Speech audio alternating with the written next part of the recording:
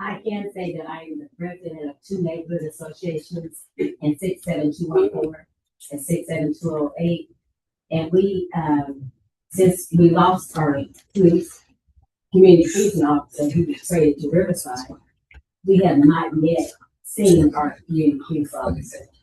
And that's been over 4 months. So that is a big sign. And that we're going to continue to rest it. Another thing you to bring on your radar is just last month at this meeting, I learned for the first time, and I know there's been some follow-up to that they were using police officers to accompany city workers who are going to talk with corners about violations. What were they? Housing violations. Code enforcement violations. Enforcement violations, yeah.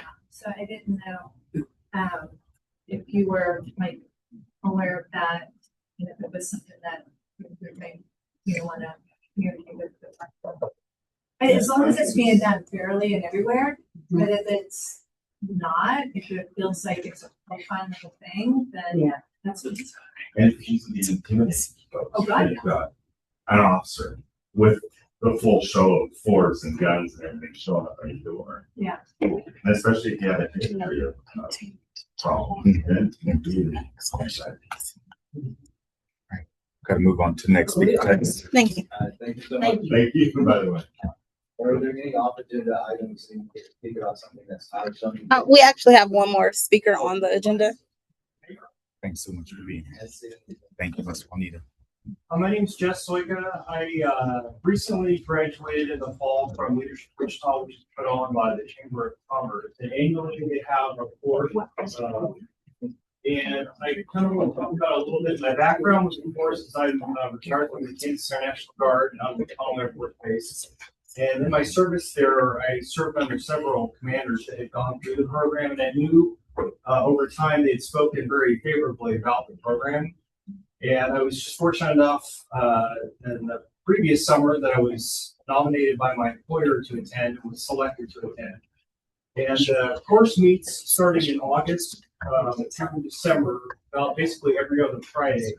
And it's just a wonderful course that's made up of about 30 to 35 classmates that work in industry, nonprofits, education, all aspects of our community are included in it.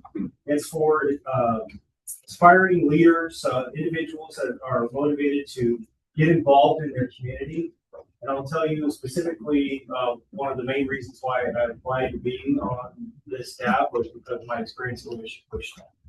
So if you'd like to learn more about it, I have a couple of brochures that have a little bit of information. And then we're having an open house on May 12th, but to learn more about it. Or if you know someone that you think the program would be really good for, anyone can nominate a citizen to participate in the program. And I highly encourage you to consider nominating someone if you think there's someone that in your life or that you work with that would be a good program. So certainly it deals with leadership, but really it builds upon strengthening our community and educating us and aspiring leaders in all aspects of our community. So, any questions? Yes. What are the qualifications? I think pretty much just so there's an application. So once you're nominated, it's called Leadership Wichita. And if you go to the Chamber of Commerce's website, there's a lot more information, a lot more details about it. And I've got some handouts here. But once you're nominated, then you'll get an email from the Chamber of Commerce to basically fill out an application. And the application really just kind of talks about your involvement in the community, and they ask questions. It's kind of a committee. It's not complicated. Thank you. Hey, thank you. Thank you for joining that. Let's move on to staff reports. Please, get started, please.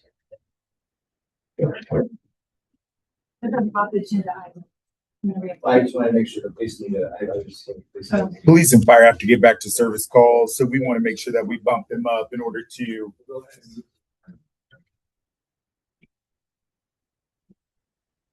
I'm going to purchase from Fire Out then with the fire department. And really, no big news out of the district. I would say, we're kind of hitting that time of year right now where it's storm season, so I guess the biggest thing, we kind of saw that last week with, when we get heavy rains and flood waters, is just letting everybody know to turn around, don't drown. In the running waters, it really doesn't take a lot of water to disable a vehicle or put that vehicle in a bad situation. Put that.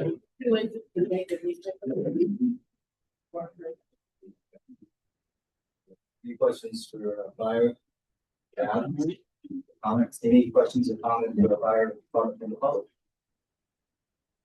No, yeah. Thanks, Lee. It's quick. Thank you guys. You as well. Thank you. Good person today, so we're gonna rip topping out again. I'm Officer Sarkis, which officer department. Many of you know me. I'm here quite often. I'll start with some crime stats, and traffic concerns. This is all the crime stats for the past 30 days. Homicide up north, we've had no change. Rape has been 6, which is no change from last week either. Aggravated assaults were 45, that's up from 38, which is an 18% increase.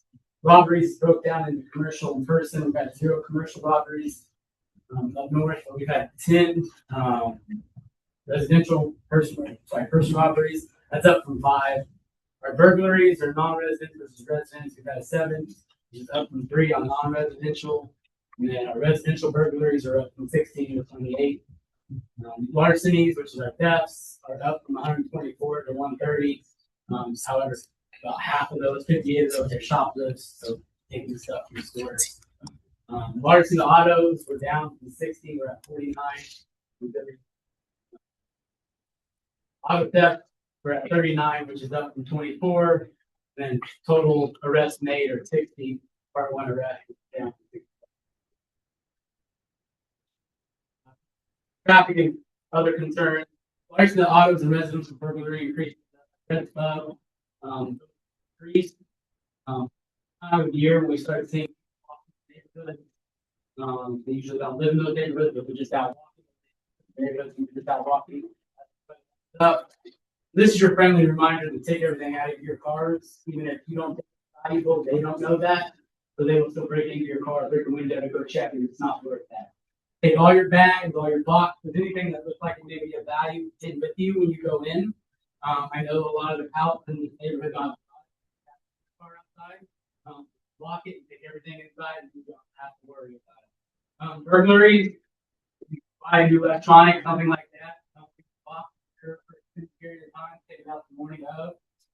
Because all you're doing is advertising that you just bought that brand new TV, and that burglar knows it, so they're going to come back. Change your routines. If you leave at 7 o'clock every morning, change that up a little bit, because if somebody's watching you leave, and they know you leave at 7 in the morning every day, then they can watch you. So change your routines a little bit. Also, this is start getting a bunch of Amazon deliveries to your house. These are opportunists. If they see a package on your porch, they're probably going to go take it, because why not? So make sure you have a range delivery. Quick Trips have those Amazon boxes. Have a way to get it inside right away. And then get your Ring doorbell camera. Help people can come up and help us if you want. And then bicycle assignments, you'll start seeing us at Patrol North when we can. We like to run them about once a week, but following up on for the week. You'll see us out and about in the neighborhood. If you like that.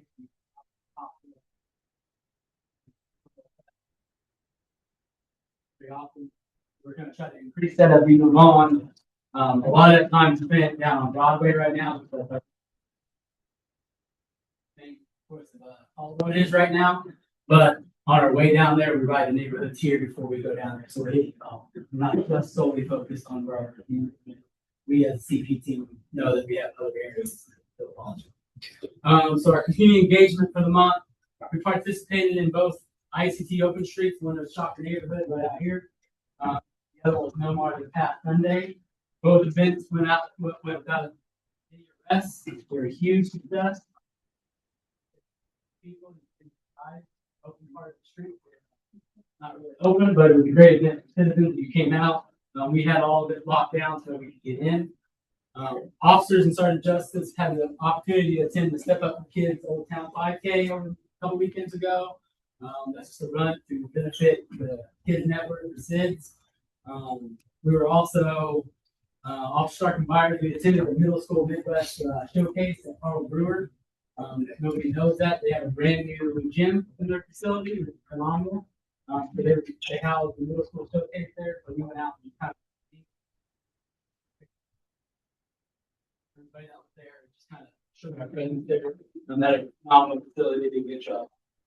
And then Officer Friendly and Sergeant Justice were also out at Police and Fire hockey game a couple weekends ago. Like I said, we won that 83 too. We won, so I got to brag a little bit. And that ran right into first responder time for Wichita Thunder. That's first responders who are trying to get into the community a little more than we can. Reminders, recruit class of 39 began back in January. Going strong, we have a lot of currently do not have any pre-hires yet, but we're still working on a couple pre-hires. The see something, say something is always in effect. If you see something, say something. You wouldn't believe the effect it had. We had a call at 2800 block where that neighbor does not stop calling every time. We get in this neighborhood and sometimes they say, well, it happens all the time. Well, we don't want to hear that. We want people calling regardless, because what happens is they continue to call, we narrow it down, use technology, and we were able to solve that case recently. So you got to keep calling. If you're seeing something, you know who's in your community. And then if you have any questions, one live app, days, community map, anything like that, our WPA app. Talk a lot, I'll talk fast. So if you have any questions, let me.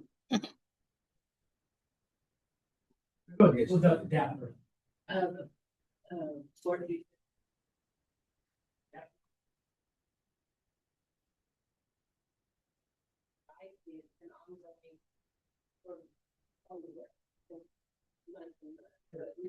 If you see it out there, that means we're actively notified. I can't share a whole lot of it. I can't go into.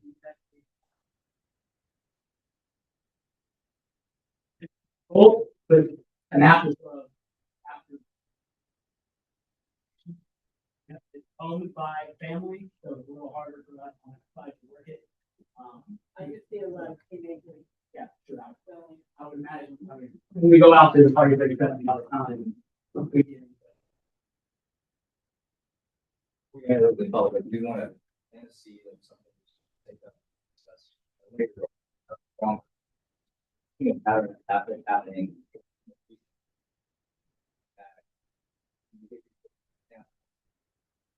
The WPD is as one organization, a number of others who have hosted events in downtown, including on private property in the past, where they've gone off without a big number of problems, but suddenly nowhere the WPD is now saying they need permits, they need officers. And I understand there's a little confusion because there's not much in writing on policy here. It's more assess the events and then move forward. And so it kind of comes as a sticker shock to a number of nonprofits and arts groups. And so I'll approach them small fundraising. Case in point is an event at the Chamberlain this coming Saturday, where probably Boots is doing an arts fundraiser. They've done events there on. So I was just a little confused why. I would love to have someone from WPD who's very brief and familiar with policies and dealing with that, to maybe come to an dad and be a point of contact on this. It'll be key for one to delegate. I know there's been a shift. With a lot of times, I know there's been a shift in how the chief handles events. It's been all over the uniform.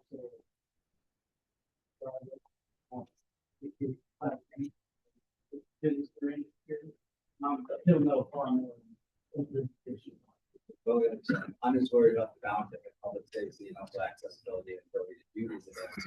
And I'm hearing from those smaller organizations, maybe even larger ones, like which call festival, saying they can't even do a charity run. That says something else. Now I gotta look at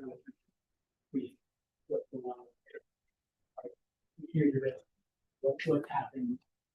I It's a threat to the community. Especially run.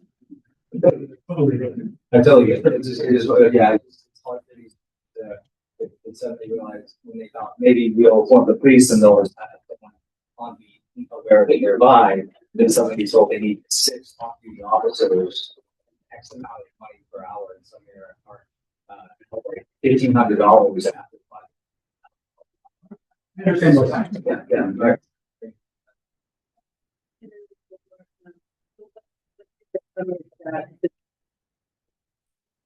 Does it continue to be worked on? To be investigated.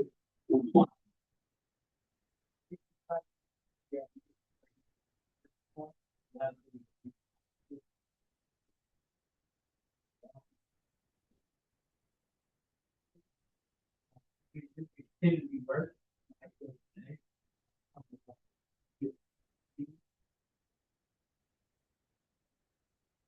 We'll continue to monitor. If we're not monitoring it, I would be more concerned, at least monitoring. Get problems out. Well, like a rail is pretty simple, we can turn the music. Usually good that way, to give them that impression. With a family owned house, it's so different.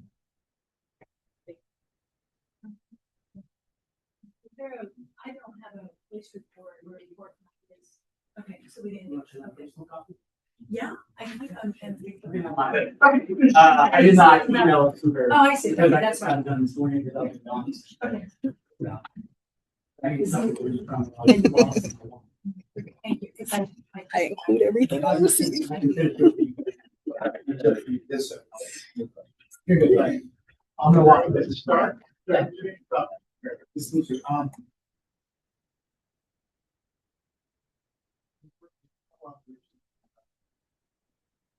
You hear all these reported of rape and homicide, honestly, it's not hard to understand and follow. And also, we kept talking about compared to down south.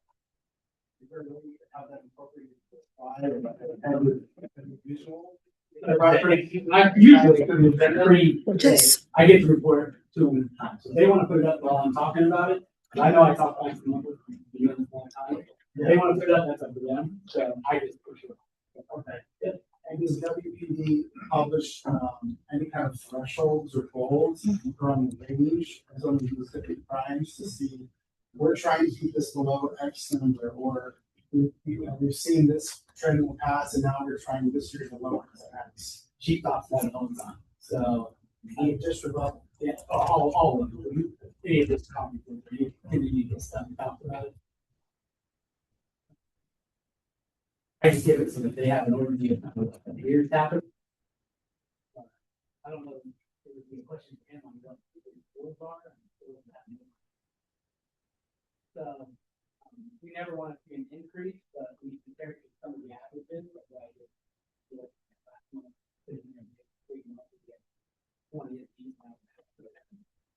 you kind of got to see that last year we had a high number that there's a lot, they all are coming.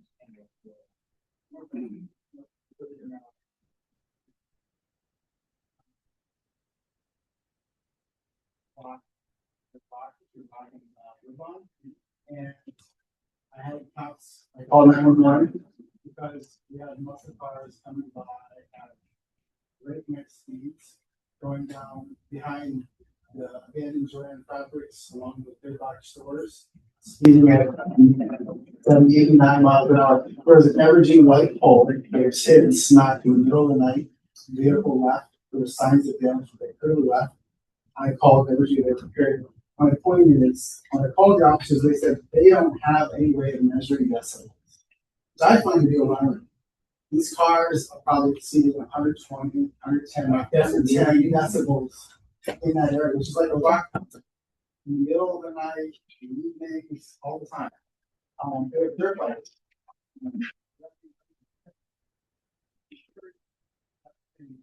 Hey, if you're there,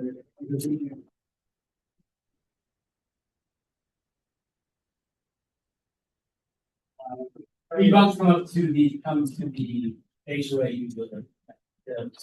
it's a public. Yeah. I spoke with the chief today. I have an update for you. in my report.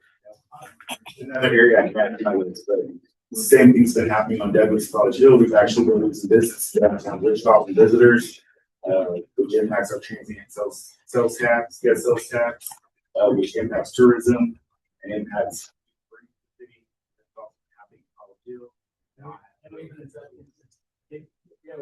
Big group that goes out North Web, North Web.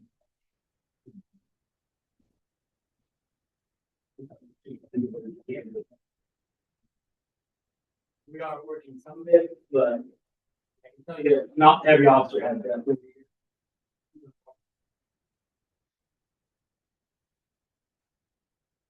Yes, we're on the app. Yeah.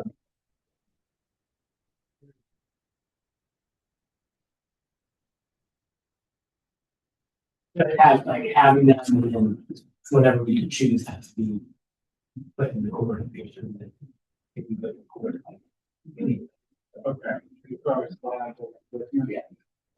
Okay. It's like a mileage invested and all that. So everything.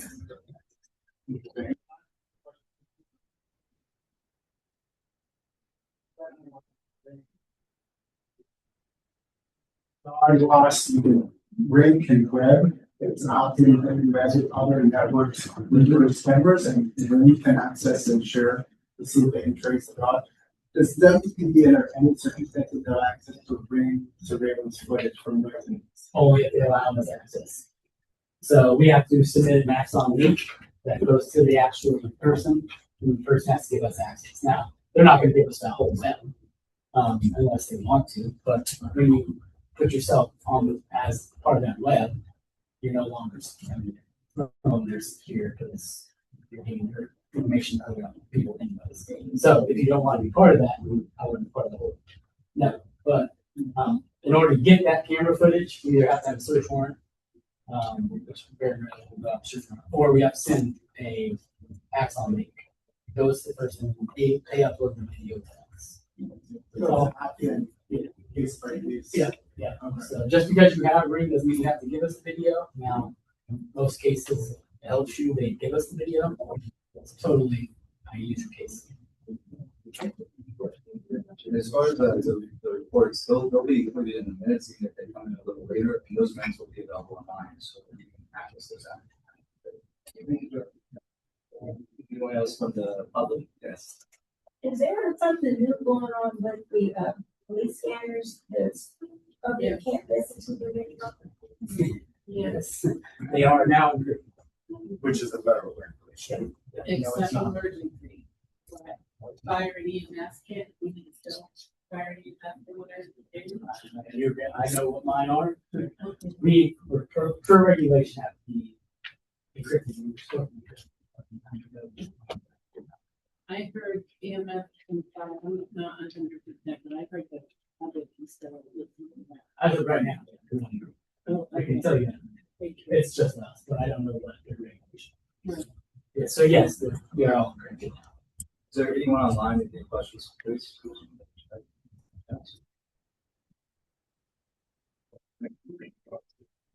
You may want to also raise your voice. The speakers are in the ceiling. Okay. Your business is probably one that north, south, or all corridor from there. I can only speak on it. And I know they have problems down there too. Okay, and then Staples North, mine is closed now. Even the drive-through. Yeah, they can choose as a Tuesday. I work up here, so I don't get down there. Well, I read as a Tuesday, they closed down. People keep breaking in. They were not shown, but there's some good things that are coming down there, hopefully, so. Whatever. I can't speak on them, but, there's supposed to Someone be. can find it out. So, I mean, the shirt here, all of that project's going through. On that line, there's stuff going through, hopefully help some of that, because we don't want to lose, I mean, probably the main thoroughfare always has been, but we don't want to lose that, but how do you jump in? We're down to our transit population with trying to get new businesses in there, so that's what we're. Is there any new input on this in the Broadway corridor? I mean, Okay, thank you.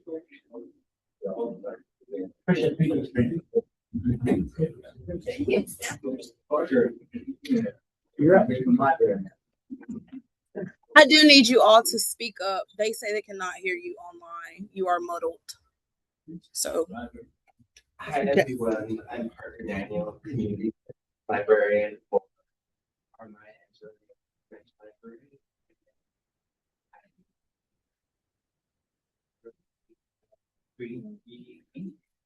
This is taking place between May the 4th and May the 10th.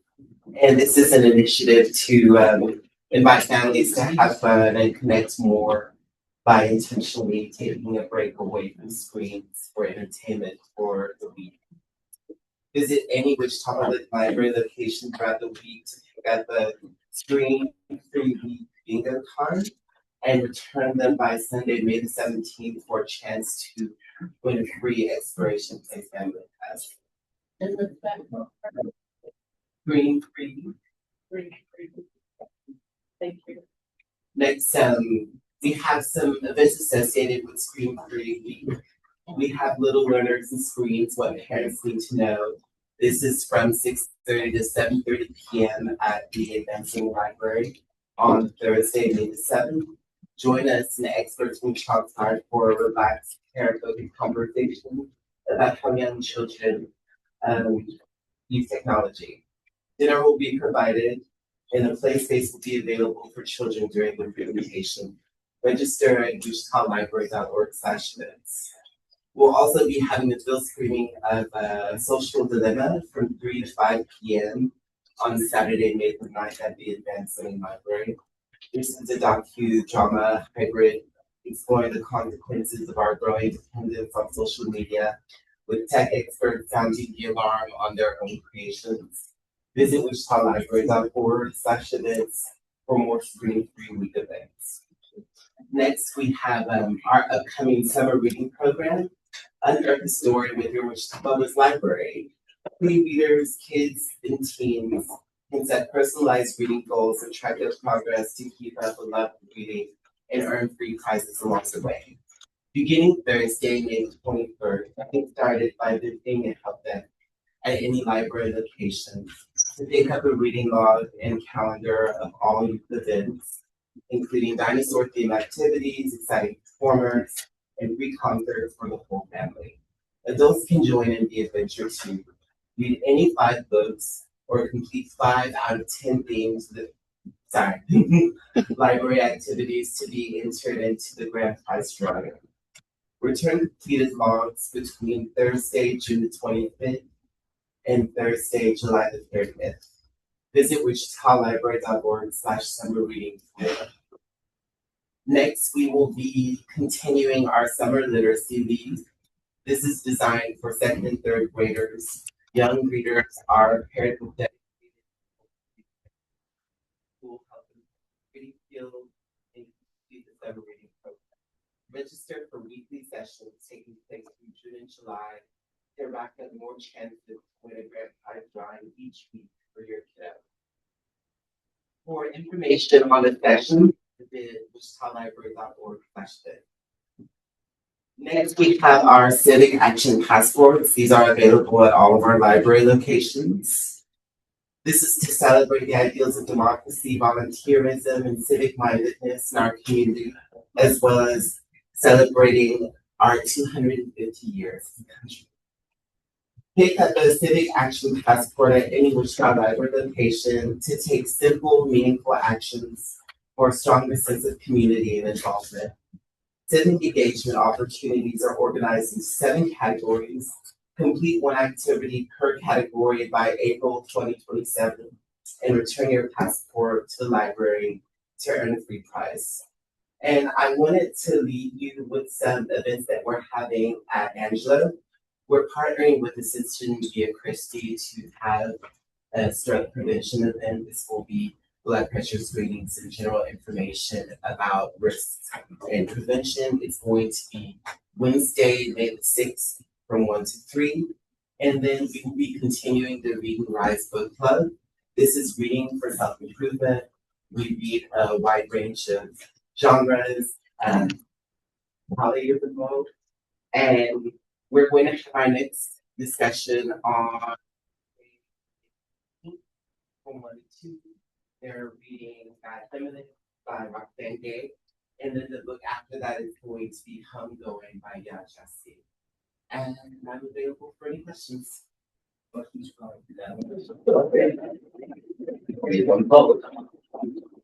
you, Lakeburg. What's the right?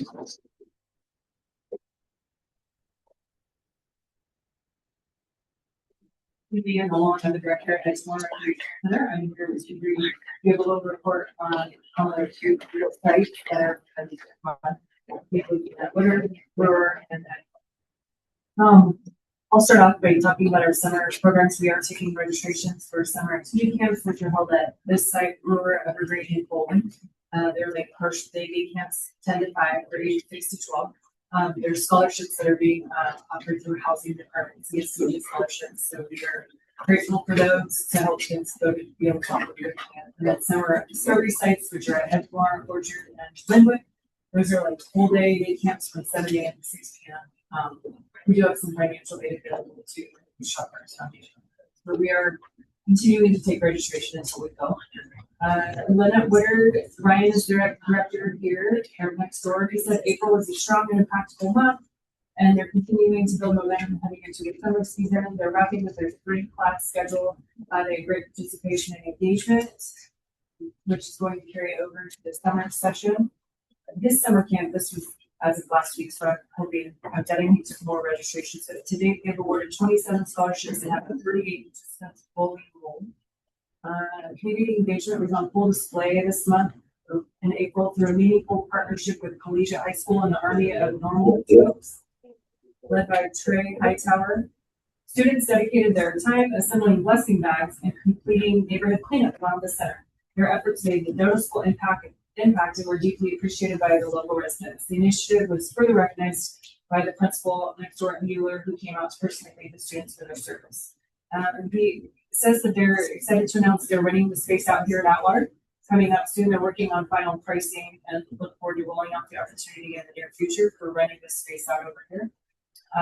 April was a great month of road service preparation.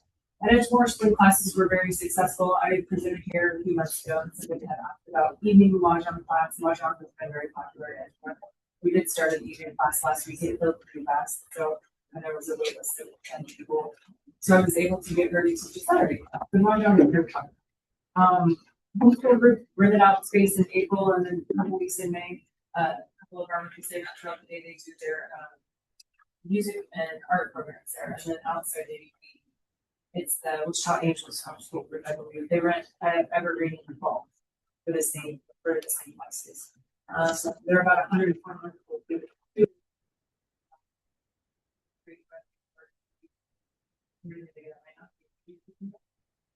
My summer discovery program at Edgemore, today, I think I'm up to 57 in 1 week, 56 1 week right now.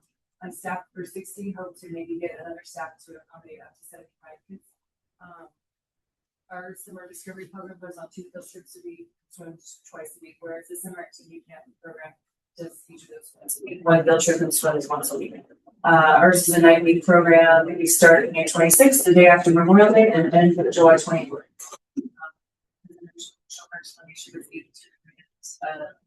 Our 3 sites, $6,000 each, and scholarship funding to help our campus a full week plus $150. But it's more expensive than these camps because it is a little bit more than the summer activity camps.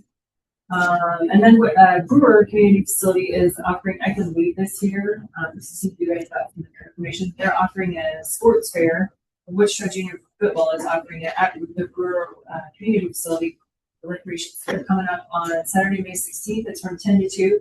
You can register for the season. They can get a physical for $25 with the Southeast Chiropractic Center, and they can get fitted for equipment and meet the coaches. So that's something that they're excited about hosting. And then Brewer also is doing well, she said, in Reynolds, and working on getting some processes established. I think that's all I have.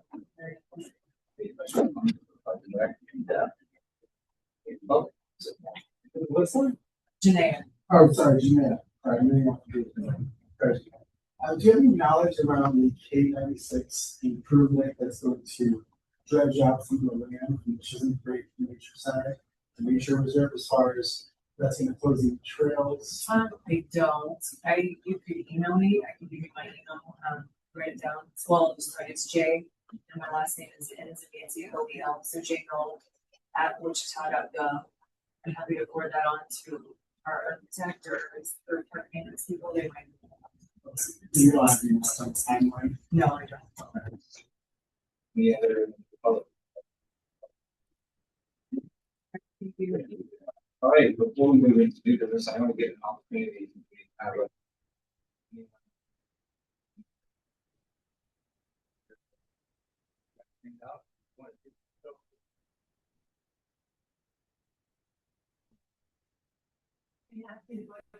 This, okay. So it's not my voice, Erica's voice. As I read through this, please, dear advisory board member, greetings. I'm reaching out to discuss an opportunity to collaborate on making your organization well as the community more accessible. While I am a member of the Wichita County Access Advisory Board, please note that I am contacting you today as a private citizen. Members of our community with disabilities work hard to support local businesses and organizations by shopping and attending events. However, many encounter challenges related to transportation, safe building access, and online accessibility for purchasing goods and services. These difficulties have increased in Wichita, especially following the $4.9 million project intended to create a more walkable downtown. The WSCAAB has engaged with city and county leadership about these concerns, noting that recent projects do not fully comply with public right-of-way accessibility guidelines, PROAG, I'll call it PROAG for or other best practices. Key issues include the absence of audible pedestrian signals, APS, inconsistent curb cuts, and sidewalks that are not safely traversable. The success of downtown businesses depends on support from all people, whether through ticket purchases, event attendance, sales of goods or services. Accessibility is crucial for maximizing patronage. It is important to note that over 25% of the U.S. population identified with having a disability. I am requesting that your business or organization send a letter referencing the WSCAAB to city and county leadership. The letter should ask for the recent downtown two-way conversion project to address the accessibility issues described above. Specifically, it should request a review and update of curb ramps, installation of APS at affected intersections, and a commitment that all future street and sidewalk work will comply with PROAG and best practices recommended by the Federal Department of Transportation and the Institute of Traffic Engineers, including a discussion of the economic consequences of limited accessibility may also be helpful. A template letter and contact list for Wichita and Sedgwick County leadership are available for your use. I'm happy to provide more information regarding these issues and this request. Thank you in advance for your attention and support in this effort. Andrew Crane. Yes, and just kind of addressing that, the downtown sidewalks need to be kind of upgraded, and with the crosswalks and Market, Topeka, St. Francis are now two-way.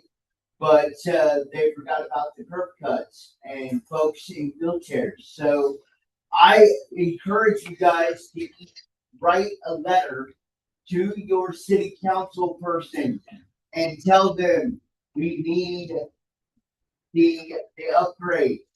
And I am well known around Wichita and part of the blind community. And I am blind. So, and I get around taking the bus, and I want sidewalks to be safe for everybody.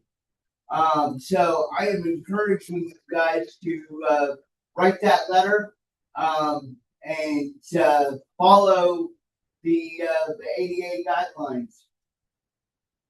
Thank you. And I saw Representative Bowman, at the following chat, she asked for a copy of your letter to be emailed out to you as well. So thank you for providing that. We'll all receive an electronic copy of it as well, pass it on to. Thank you. Appreciate that. Right. So I know you're really active. I've seen you a lot of times at city meetings. Oh, yeah. And when you bring this up, what's the response then? The response, is, we'll talk about it later, or, they don't want to fix it. And our, push buttons and crosswalks need to be upgraded. They haven't been upgraded in a long time, and I know that the Access Advisory Board has told the city millions of times that they need to be upgraded, and sidewalks need to be upgraded, and they have not done it. And so that's why, the Access Advisory Board wrote that letter, encouraging you guys to each write a letter to the city saying, hey, we need this now, not later, and that. So that is basically their response.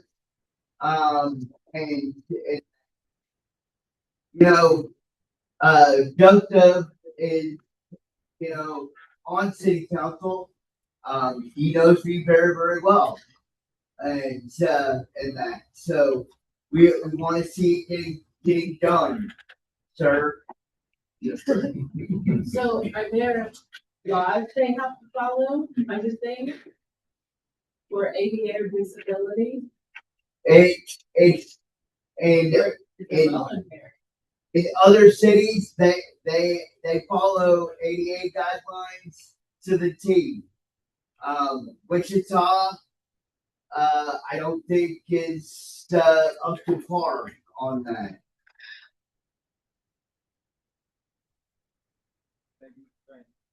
Thank you.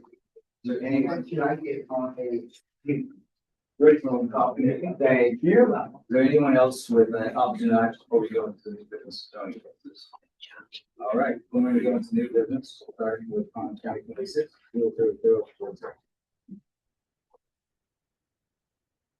Okay. Thank you. Good evening, Brad Everly. Based on 2646 Inlet. And for this case, applicant requesting a conditional use for a group residence addition on property zone F5. The property is 0.482 acres in size. It's located at 2650 North Gentry Avenue. The applicant is requesting the group residence limited, which would allow the facility to host up to 15 individuals, including staff, and it would allow for care of 12 clients. This would be a home plus situation, and the definition of a home plus is included in the report. So, go to the site plan as part of the report. If not, no big deal. I'll just kind of talk about it. It's in the report. So the zoning code does define the front setback for the corner lot, shorter street frontage. And this would make the East 26th Street north frontage the front yard, and North Gentry Avenue frontage the street side yard. So it appears that the existing dwelling unit was built at a time when the subject site did not include all of the lots that it is has now. So this is that the front setback for the existing dwelling unit would have been along the North Gentry, and the internal side setback would have been the south property line. So the site plan submitted by the applicant shows the existing dwelling with a proposed addition that would comply with the required front setback. The minimum rear setback for the SF5 district is 15 feet. However, the existing building is set back only 6 feet from the rear because of that, basically non-conforming legal status there. So this would also apply to the existing garage, which is in the front of the primary structure and inside the typical front yard setback for the SF5 district. But all other setbacks would be met with proposed addition. Yeah, if you can scroll down to the site plan. Yes, I don't know what an actual site plan is.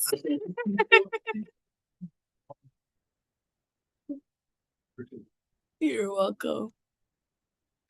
Yep, right here. This one? Okay. So you can see that this is the front setback, the front yard, and this would be the street side, and this would be the rear. This would be an internal side. So, but the site plan is probably going to have to be right a little bit. Well, that's condition in the report to get it fixed. No real problems, just have to kind of work it to get it fixed. The zoning code requires 1 parking space per bedroom for the group residence limited, and they intend to have 12 bedrooms, so therefore 12 parking spaces would be required. The site is developed with a driveway that appears to be developed within the street side setback, so that's there and existing. However, it also shows like an addition for parking for 8 gravel spots, and there's no indication that the garage would be used for parking.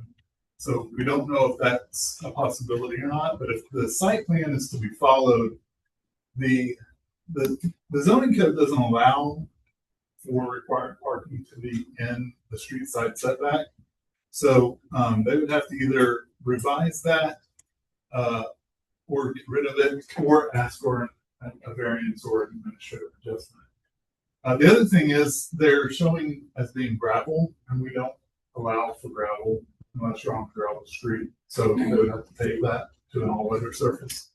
And so unless they revise it or ask for a variance to reduce the required parking, many times these group residence limited applications will ask for a variance to reduce and be granted them because the majority of the clients are not driving. So that might be a possibility for them to do as we move forward. As far as the character of the neighborhood, it is low density residential. The property is surrounded by SF5 single family dwellings, and it does look like no other group residence and limited uses are in the immediate vicinity. It was platted in 1910 as part of the Post and Christie's College Crest Edition, and there are no other dump cases associated with it. It does have access to North Gentry and East 26th Street North. It has access to the alley, and it also has access to water and sewer. And Wichita Transit does not really provide service to the site. As far as the community investments plan, if we can just scroll down a little bit more.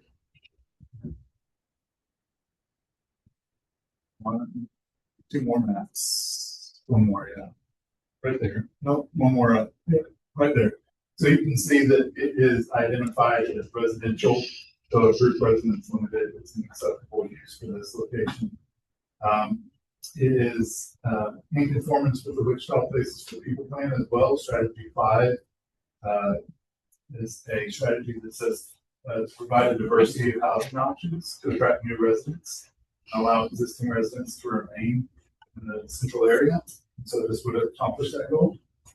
And then if we can just scroll down to the site photos, go to those real quick. This is the Northeast Heights comp plan, basically saying it's good there.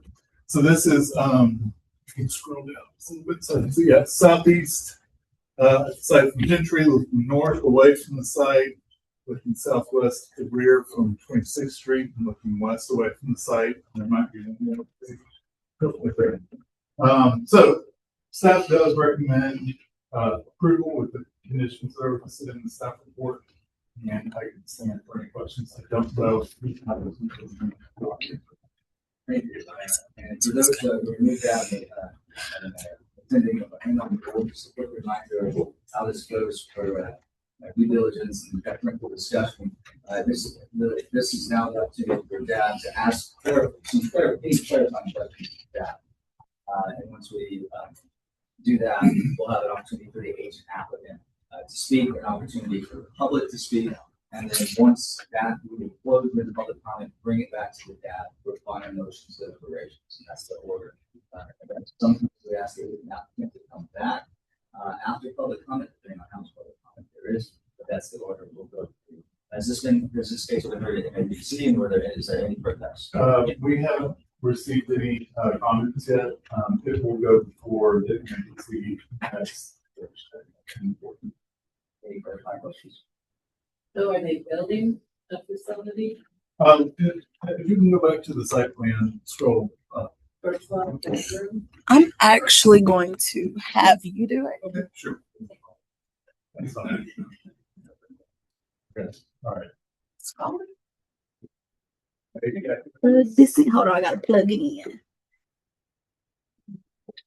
So Anyway, yeah, I'm afraid I'm not gonna be able to scroll. So, We got it. yeah, we've got it in the report, so let me take a look and, make sure. Yeah, so it does look like they're going to be doing an addition to the existing, dwelling unit, there to the north. And who does the grading, gravel, grading of the street, or? You said they got. They're not allowed to use gravel for. Street gravel. These are not. These are. So they have to pay for the driveway. They have to. I have a question, when you read it out. They could request a reduction in the number of parking, and that would seem reasonable. But let's say later on, they change from, I don't know, whatever kind of care house to one that's more like a halfway house where people have to have cars to drive. Would that change this, I mean, and how do you address that? Good question.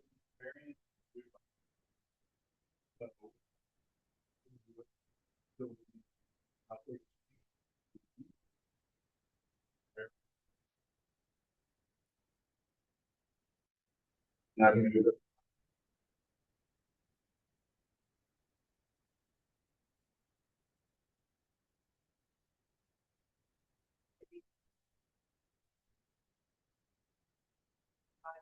You know, there are 12 cars that are parking on the street. Yeah, no, that's good. I can say that, at least with Home Plus Group Residents Limited, it's kind of go. And almost every time we get a group.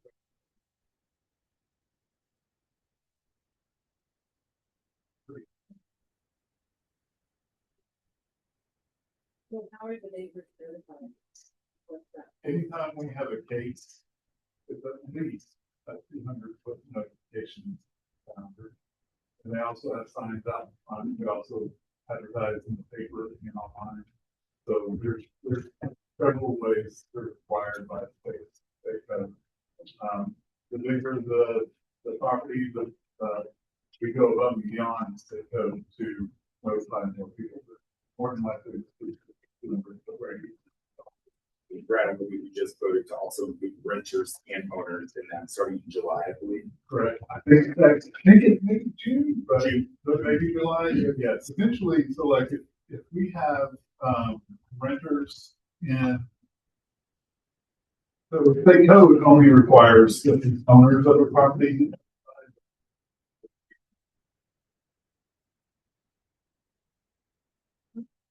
say, this property is owned by Joe Schmo, but Joe Blow lives there. Joe Blow's going to get that as well. And then also like in a situation, it's just going to go to like the main apartment, yeah, basically, we're not gonna get another.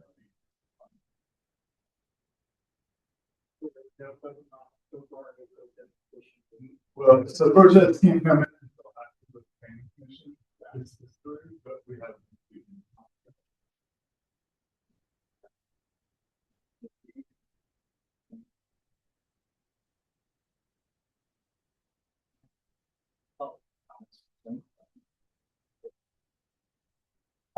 A group home for.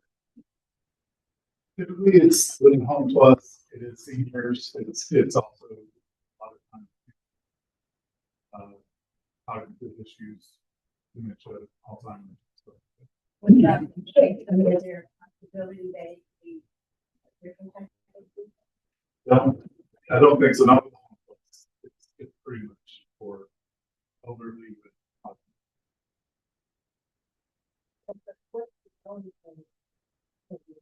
It's not a zone change. It's a conditional use. So so they can do what's called a group home, and they don't have to get any kind of conditional use for that. So that allows for up to 8. And then once they want to go up to 12 clients with the group,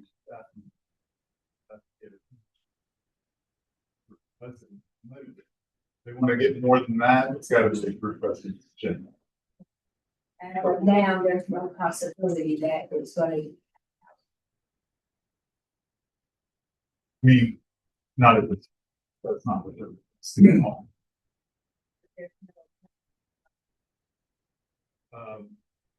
No, this is for home plus. This is for, yeah, so it is for elderly. Yeah. In other words, they want to come back and turn it into a fraternity later. They have to come back for another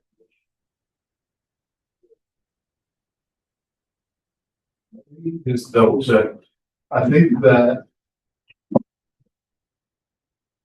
be honest, I have to take a look at the definitions to make sure that I'm on.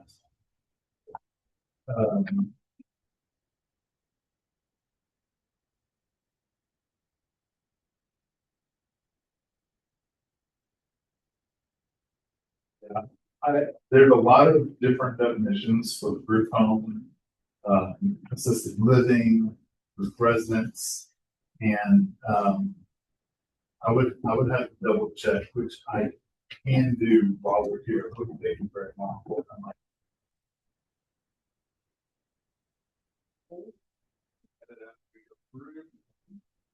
Back or whatever. But fine.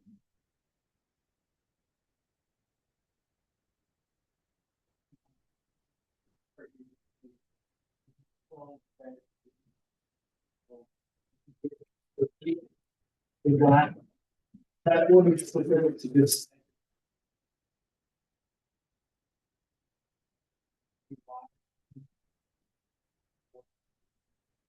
But that's for the group residence permitted. Each bedroom would be required to have one parking space, and then again, many times they ask for the variance at the same time.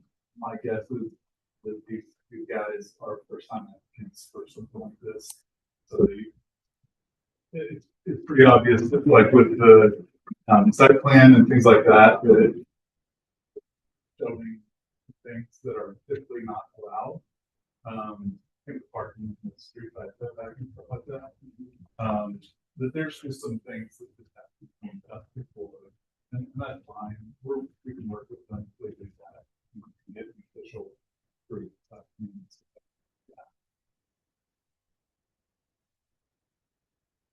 Bonnie Ward.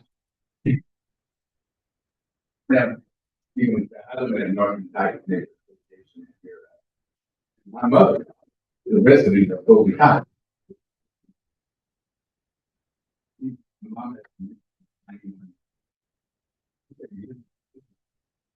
That next best thing is the right in Oregon. That I say that the accommodation for our community, neighborhood. A beautiful inside and well maintained, excellent staff. when you talk about the residential acres of Canada, years of new. The one thing I like about new homes, I was pretty desperate trying to find a place to fill these foot on. When we talk about additional facility, American home here, you want to experience. So, okay. I'm well, we're having a problem.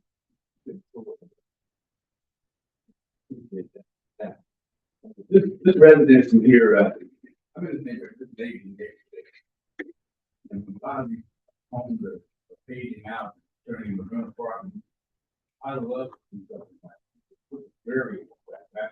How do we have apartment issues at all? We go to this business with not called apartment. Why is that? It's a community where it's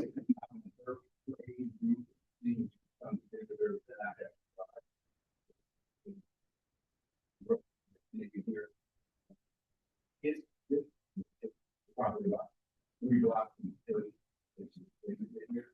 He's probably got 6 blocks where I live. I thought it was quite free. So I love the atmosphere that he's bringing to the community, the neighborhood, because the purpose of it. And you put love more. That age, there has to be a place where I'd like to be able to go with that here. That I like it. Thank you so much. Appreciate it. Any other comments from public or taking back to the job? So I do have an update on that. Yes. That's always the so the group residence does include things like for houses, dormitories, residence halls, children's homes. However, one of our conditions of approval is that the group residence fund this one home park facility. So if they did want to change that to something, would have to amend. That would be explained.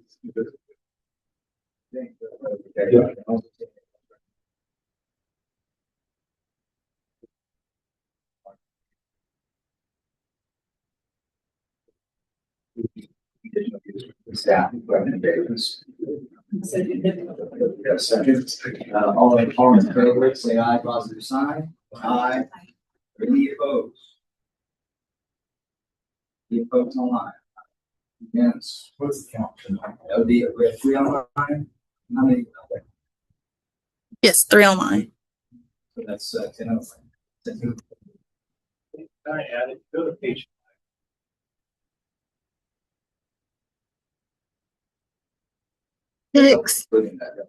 Text for clarification. Who seconded you? Thank you.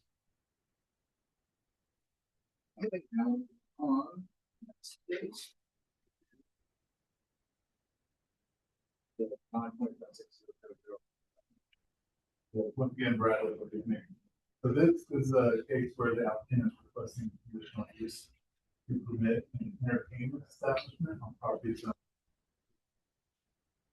0.56 acre property located on the northeast corner. Outside of all that, east north. It is developed with a multi-tenant commercial building that includes a restaurant and grocery store. The UCC requires use for entertainment establishment when size is within 300 feet of residential zoning or public park. So this is coming to us because of the proximity of the multifamily residential zoning that is within 100 feet of the subject site to the east.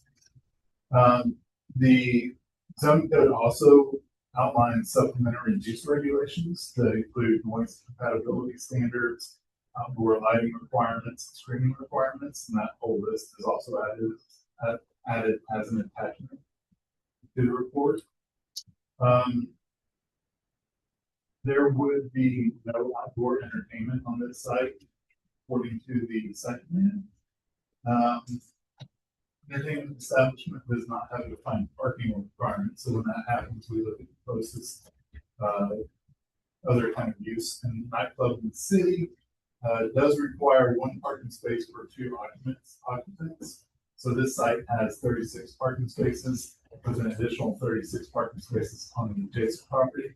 So if they wanted to use some shared parking, that would be fine with us. They would just have to get an agreement to us. The site is, like I said, it is subject to the compatibility standards. That they no sound amplification system for projecting music or human voices shall be permitted on any property zoned NO or more intensive if the music can be heard within any residential zoning district within a 500-foot radius. So what that means is staff is recommending prohibiting outdoor entertainment and implementing hours of operation to maintain compatibility with nearby residences. So you can see that staff is recommending hours Sunday through Thursday 4 to 9 p.m. and then on Friday and Saturday from 4 to 11. As far as the character of the neighborhood, it's mixed between commercial and residential. Property to the north is owned LC and it's vacant. Property to the south across East Morris is owned LC and is developed with that grocery store. Property to the east is LC with multi-tenant office space. Properties to the west are zoned to be multi-family. They're developed with single-family dwellings. In 1946, it was divided as part of the Max Stein Coalition, and there are no other zoning cases associated with it. As far as public services, it has access to both hydraulic and East Morris Street. Municipal services already serve the site, and Wichita Transit stops at the northeast corner of South Hydraulic Avenue and East Gilbert Street. It's about 500 feet away. As far as the future growth map goes, the application is in conformance with it. It identifies the area to be appropriate for commercial. And as far as the locational guidelines are concerned, one of them states that development should occur where necessary supporting infrastructure and services exist or are planned. And another one states that industrial and major commercial land uses that generate pollution, odor, noise, light, safety hazards, etc., should be located from residential areas or developed with screening, buffering, and site design features to sufficiently mitigate those impacts. So an office building does serve as a buffer between the site and the multifamily development to the east. And South Hydraulic Avenue serves as a buffer between the site and single family residences. And then also the supplementary use regulations and the conditions of approval shall also mitigate any potential adverse impacts. As far as Wichita places for people go, it aligns with strategy number 3, which is to improve economic feasibility of commercial service uses and the markets necessary to support them. So staff does recommend approval with the conditions listed in the staff report. And it looks as at least when the staff report was created, we had not received any comments. So I don't know if you can scroll down to the site pictures real quick.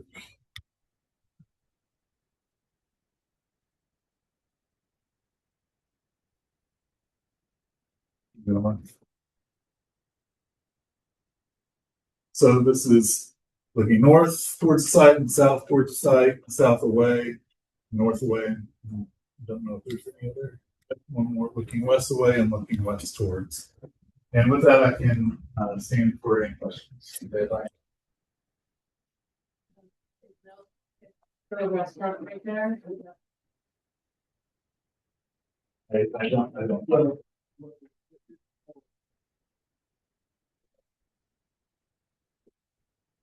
Yeah, that would be a good question. We're speaking up. That's the way. See if they can applicants. Yeah, it's for Nelson City.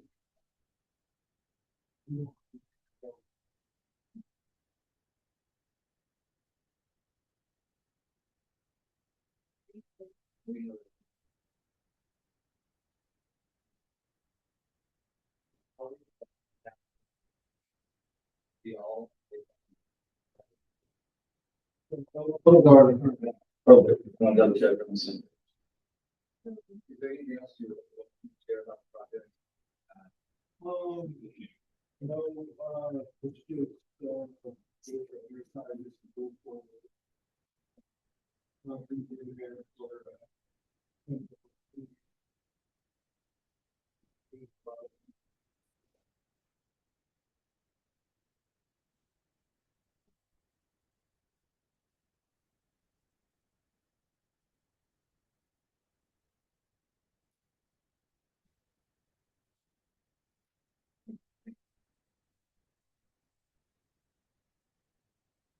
So, I guess, and that with the extra 36 against 36. At times, and part of my company, when I worked for, and I worked that facility in 24 hours. And I know in the past, I have experience with the workers have experience. Invest them with not just self, but previous business as well. We have our business parking. Because we're 24 hours a week, and I can't for tab and then delivery. So, if they don't have a shared parking agreement with that business, then technically they're not. And so if that's the situation, you would be. Or the, obviously, if we have a shared parking agreement with another business, then they would be allowed to park. I don't know which business. There. Yeah. Clint. I've been in your restaurant, Fred, but we have, with the business, you know, when you're. yeah, the parking. To the side of it. North of, the east side of your building. Yeah. Have you talked to that business at all? From our understanding, the parking on the right side of it.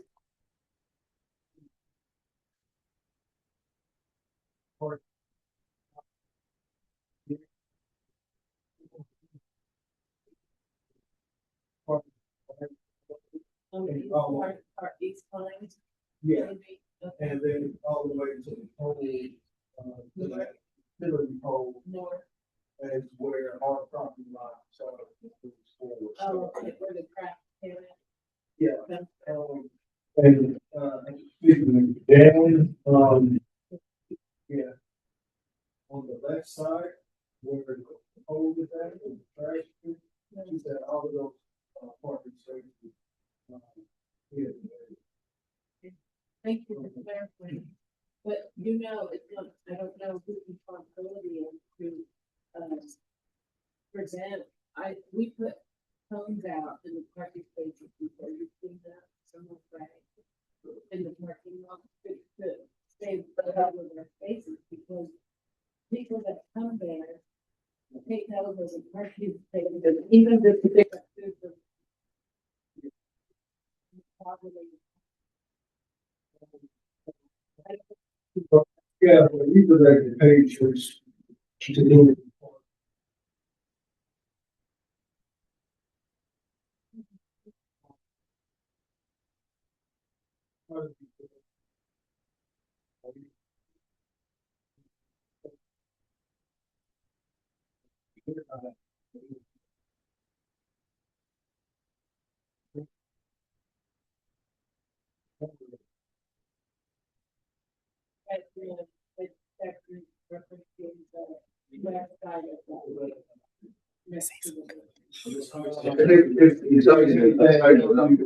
I just want to say this conversation reminds me of a previous case, the Genesis where.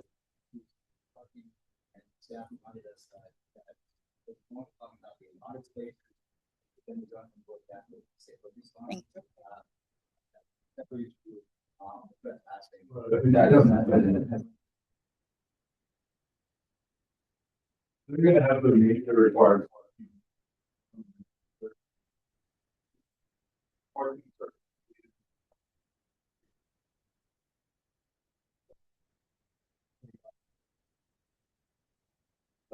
Yeah. I was gonna say, owners that he watch him grow up, he was so, conscientious about running his business and parking there, so I'm certain that we did something right here.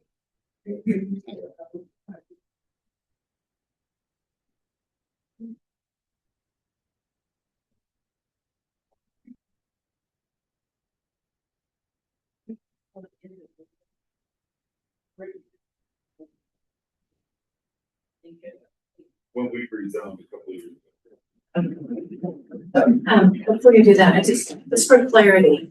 So you just want to add karaoke, and so we have to make this change just for karaoke. Yeah, so you start to have entertainment. So right before I started working here, in 2023, city council, basically, anytime you had alcohol being served, songwriter with guitar, or karaoke. If you think even with ball would be considered a nightclub in the city, and we realized that that was a little absurd. Right. And so we worked to get another use called entertainment establishment, which, you know, that nightclub in the city now is basically for anything more than 300 people, anything less than free alcohol and entertainment is now an entertainment establishment. So yeah. So it's not a nightclub. That's reduced also like a selection. Yeah. Yes. The recommendation is to put conditions in the. That's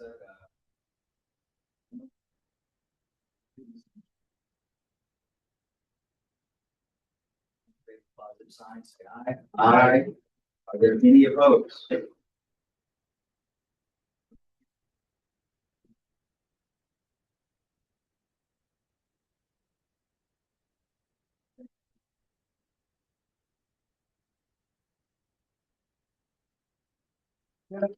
Last case, once again, Brad Italy and MAPD.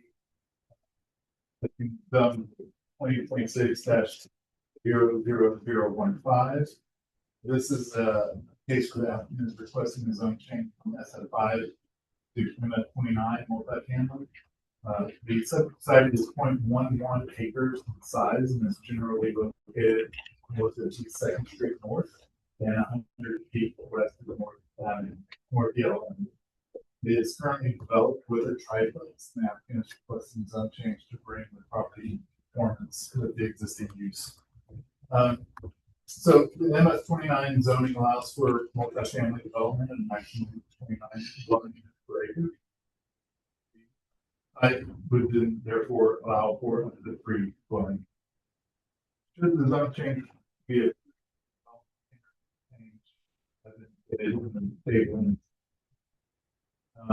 as far as compatibility standards, they would only apply to any building additions of construction. So if it remains as is, they won't be affected to those compatibility standards. Solid screening would be provided on site for abutting residential zoning districts. So this one would be abutting on all sides. So that would mean solid screening. We would also require a landscape street yard and landscape buffers. Parking is in the UZC requires 1.25 parking stalls per efficiency in one bedroom and 1.75 parking stalls per 2-bedroom or larger. And parking spaces are not permitted to be located within the setback. As far as the surrounding context and character of the neighborhood and low density residential properties to the east and west are zoned SF5 or developed single family dwellings. Properties to the south are zoned SF5 and DF3 for single family dwellings. Property to the north is zoned SF5 and is developed multi-family. It was planted in 1918 as part of the Herbert C. Jones edition. And in 2017, a conditional use was granted for an accessory apartment. There are no other cases associated with this property. It has access to East Second Street North, it is served with water and sewer, and Wichita Transit serves the site 2 blocks to the north on East Central Avenue, 2 blocks to the south on East Douglas Avenue. It is in conformance with the community investment plan. The future growth map identifies the area to be appropriate for new residential, and so multi-use family is appropriate. Under the heading of development patterns for our locational guidelines, guideline 2A encourages infill development that maximizes public investment in existing planned infrastructure and services. So that will take care of that. It is in conformance with the Wichita Places for People Plan. Strategy 5 seeks to provide a diversity of housing options to attract new residences to this full area. Strategy 6 seeks to encourage infill and redevelopment that's contextual to the environment in which it is occurring. However, it is not in conformance with the College Hill neighborhood plan. The plan's future land use map identifies the site as appropriate for single and 2-family residential. So the requested MF 29 zoning does allow for multifamily uses by right. So based on the size of the site, 3 dwelling units will be allowed, and therefore MF 29 is deemed an appropriate zoning classification for this location. The guidelines in the College Hill plan lists most desirable land uses and least desirable land uses. And the requested MF 29 allows for greater variety of residential uses, which are one of the most desirable land uses by right. The proposed zone change will not introduce any new least desirable land uses. So staff does recommend that the request be denied, and based on the golden factors, but basically it comes down to number 6 because it's not in conformance with the College Hill neighborhood plan. But if the DAB should recommend approval, we would need to adopt alternative findings for the approval. So scroll down to pictures. It's scrolling on the wrong stuff. No. There we go. Okay, so this is looking northeast towards the site. This is looking northwest towards the site. Big situation here. Let's go down a little bit further. A little bit further. This is looking north to the site, looking east away, looking west away, and looking south away. I can stand for any questions. I don't know if the applicant is in yet over here. So you might have some more insight. One thing I don't know, it obviously was approved in 2017 to have an accessory apartment.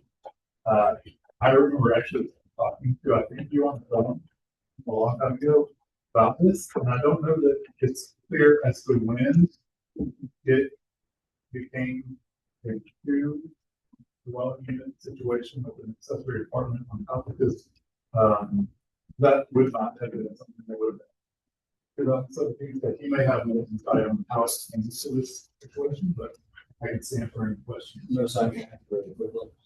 What's that? Site plan. It already is. Yeah, it's a good thing. Always exists. Legally, it already is.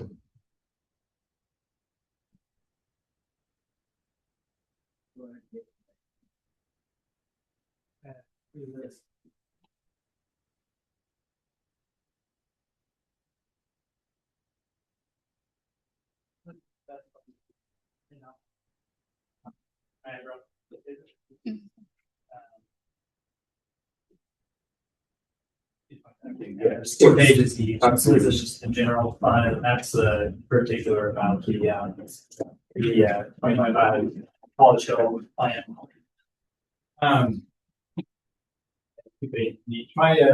Mine is Bob Down. I'm the applicant. I have actually know this property very well. Residential real estate over Wichita. I know this one very well because I've lived a half block away for the past 5 years. I just moved. I lived on 236 North DL. I drove by the property. very familiar with it.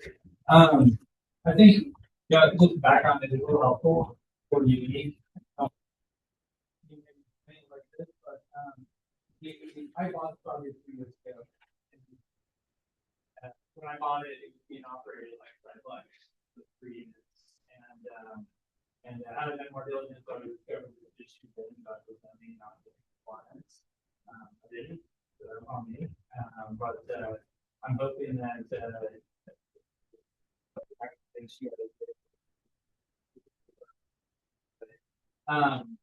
you know, as Brad mentioned, it was rezoned where it was conditional use permit that was approved in 2017. My suspicion is that probably became 3 units. Kind of a weird layout. You walk in the front door, you got 1 unit, you walk to the side, and what used to be the staircase go up and down. That's now just been the unit going up and moving down. 1 unit. I've operated like that since I bought it 3 years ago. Big thing I know that like we were talking about. Brad, I think maybe it's not.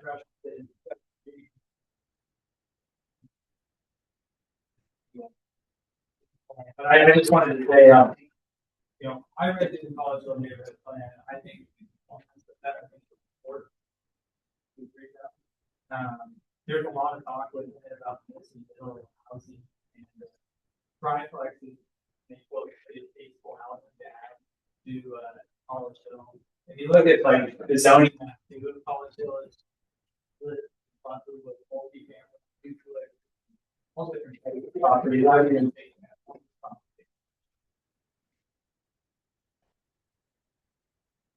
ADUs is something of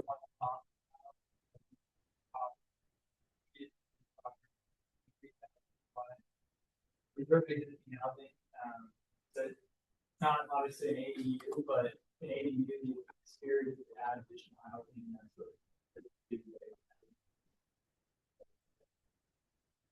I think before I go much further, I should also mention that one thing, if you deny the request, it's already set up for 2 units. So the floor plan is not going to change. One of the units being a 4-bedroom 2-bath, or it's going to be a triplex close to they're big together, they're better with property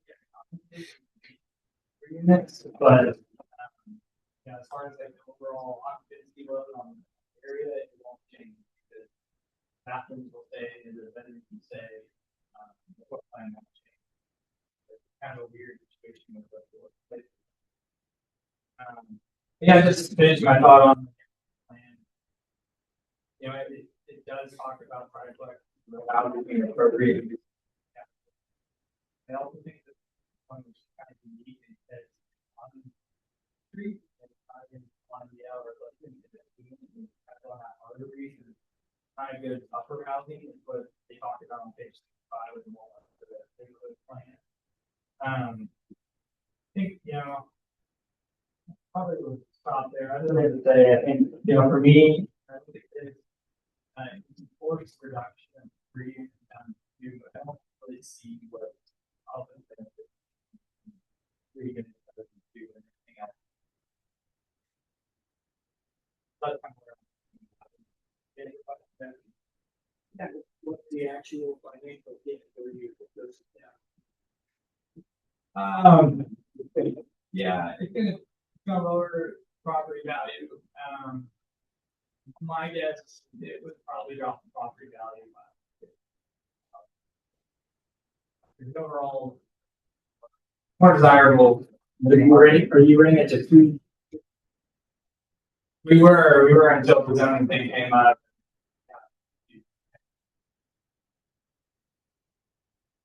$1,000.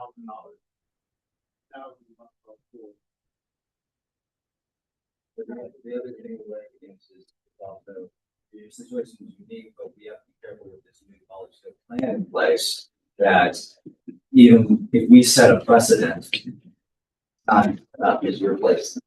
There's certainly that door opens for all these other folks to come in and say, well, I'm going to try this.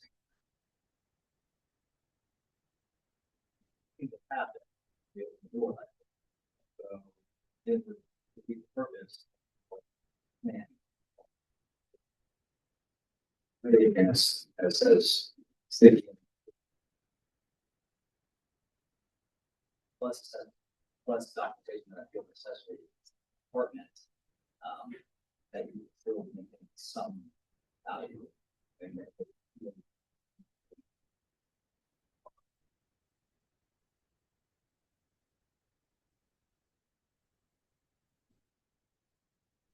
And in compliance with the zoning, they could say too, as well. That could be a backup option. But eventually, the board council rules are just to probably. Any other questions for the agent applicant? And I understand that you. Yeah.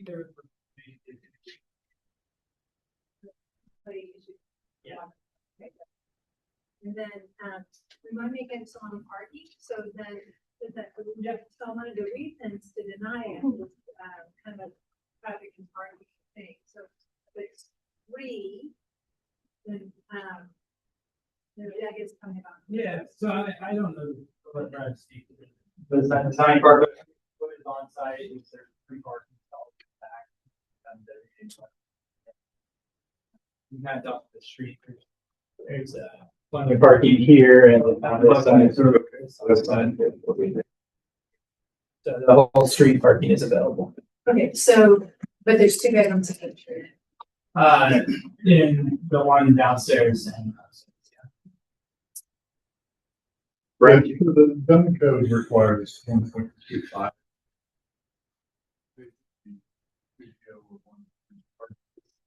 And 1.75 spaces for, two bedrooms or more.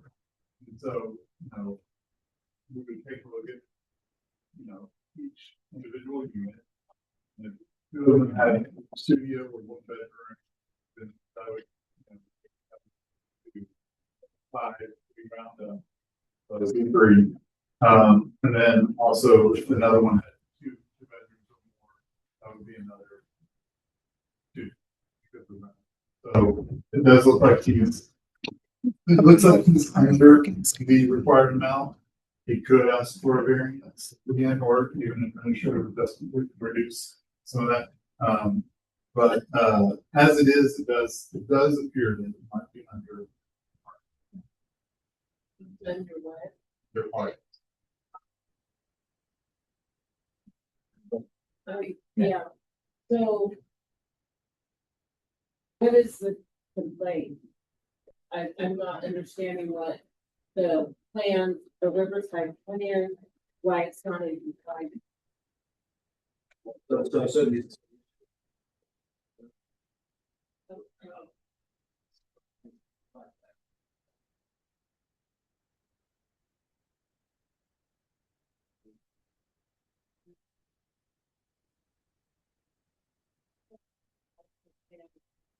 Are they here? Are they? Here.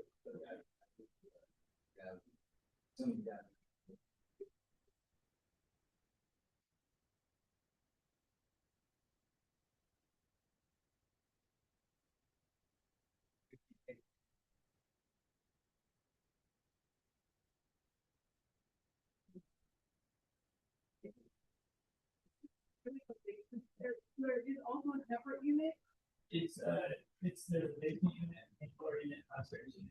and then there is like a. Yeah. And then, So there is an accessory apartment. An accessory apartment can be attached to the main. It doesn't have to be separated from the main dwelling. What's going on is you basically got three dwelling units. My guess is what happened is that they got the accessory apartment, so that makes two. And in between that and him purchasing the property, somebody illegally cut off all of it and made it third. And that's my guess. Picture was my guess. But then if apartments have this private interest. Yeah, but they now, front door. Yeah, so the main unit on the main floor, front and front door. Then the upstairs and the backstairs. you come in, maybe you decide interested home and, you walk in, what they did was, there's a exterior where you step into the whole, that's the area, you open this door, you go down to the basement part. And what I think the original did, probably treating the whole thing as one unit. And that was, someone came along and put yours. It is a little bit of buyer beware on that part, but it also, like appraisers should be catching. So, I don't know how this went through, they would be contacting us a lot of times. Saying, hey, it's legal, and we would say, no, so it's not only on him, and some of it is, but, you know. but it's true, and then it's one of those things where, you know, he bought a property built a certain way and thought it was fine. Yeah, So, he should have been informed probably by the realtor that. somebody probably should have liked it for him. So just to bring this into conformance, because I feel like that's what we're trying to get to, are you planning on making structural changes or is it just? Prove it, do any structural changes except remove the door, make it like upstairs. Yeah, and I'll tell you, if you do approve it, there's no way he'd give you. He's at his unit can be on the property that's on per acre.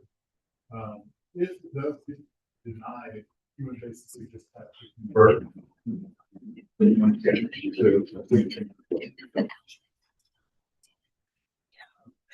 Look it up right here in our extension.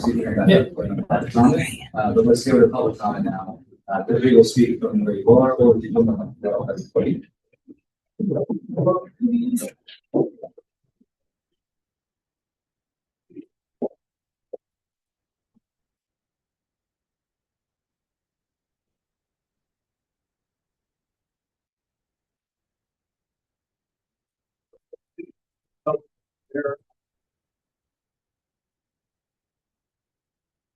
Probably about 50 feet away from.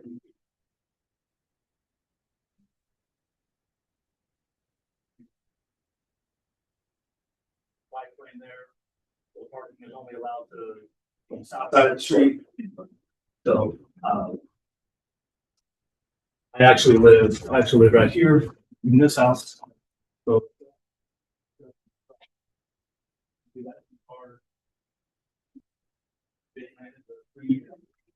First week for the last 10 years, 9 years. It'll be good. For instance, on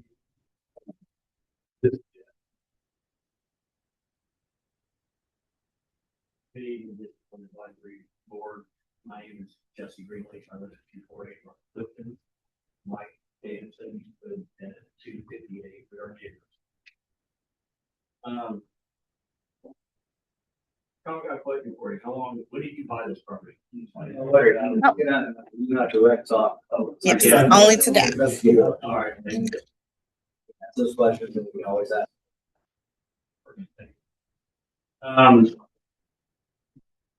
We are formally opposing the rezoning of 36. We, the undersigned residents, formally submitted opposition to the proposed zoning change from a single family to multi for the property located at 3612 East Second. Our opposition is based on the following criteria: integrity of the property in zoning district. Original intent of the structure was designed and built strictly as a single family residence. Converting it to multi-family uses and undermines the architectural integrity of the block. Unresolved violations. While the advisory intended claim site is currently a triplex, this is the result of an illegal conversion. We have supplied documented history to you and pictures of city stop work orders, which I believe he owned the property then. A violation notice regarding an unpermitted basement and apartment. Enforcement concerns. We request an explanation as to why the city has permitted this illegal rental for the 3 units for at least 3 years without requiring zoning changes and safety inspections. The infrastructure and parking constraints. You're gonna see pictures in reference to parking, pictures. If Kyle drives by that property, like he says multiple times, then he should have picked up the trash that's been sitting out there for 4 days. And he hasn't. He would recognize all the vehicles, like the red car that's been smashed up in the back, that's sitting out there in front. He would have recognized throughout these years the tenants that would have to get cars at the auction and have them dropped off. So I'm giving you pictures to let you know what's going on in the shenanigans of this. And it's sad because he's got a beautiful house, and I just live on the other side of the block. The property lacks physical capacity to support multifamily like this be attached pictures. Inadequate parking. The rear area parking is only 22 feet, sufficient to 2 vehicles, not 3. He has gone back there and put parking stalls 1, 2, and 3. I have a 24-foot garage, and I can only get 2 cars in it. That area is not adequate for 3 cars. So what happens is people are parking out one-way street. They are either parking in the bike lane that he mentioned that was adequate parking, which it isn't, or they're parking on the other side and blocking either Mike Davidson's or the house adjacent to Mike's driveway, which is being prepared for disability, and she will be going into that driveway to get out of it with a wheelchair. And the people that rent that, they don't care, but they're parking and snubbing up or blocking my driveway and will be and block that driveway of the neighbor, which is Nancy. I'll get for her name. Oh, Nancy Hira. Inadequate parking. So 22 feet doesn't accommodate 3 vehicles. Traffic hazard. Oversaturation parking has led to consistent overflow. Renters frequently block private driveways. Mike Davidson's and Nancy Burpue or Nancy's driveway is directly across the street. Nuisance vehicles. The site often hosts inoperative and untagged vehicles, creating an eyesore and blocking even more parking spots. As from experience dealing with these broken down vehicles, the current. I'm sorry, your 5 minutes for speaking is up at this time. Your 5 minutes for speaking is up at this time. You guys have to hungry at that off, but excuse me, you can continue where you left off. They actually went up there together as a group collective, so they get 5 minutes. You have a copy that you can read if you don't. We would like to concur with the city on the thank you. Thank you.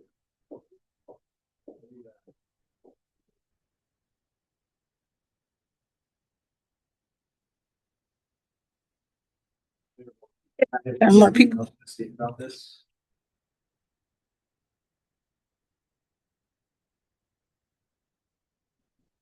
Please, Sue, just for response, we'll take it back to the gap. A minute or 2. Yeah, just want to say it. Well, to get your number here, and if there's ever any vehicle in the past.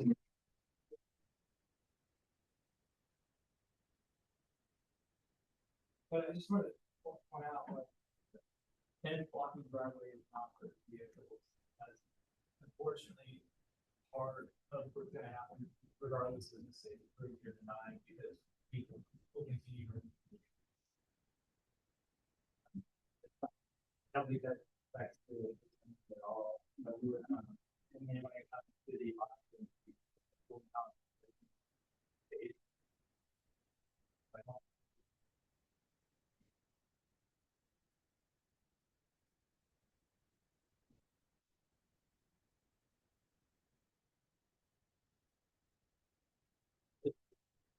Thank you.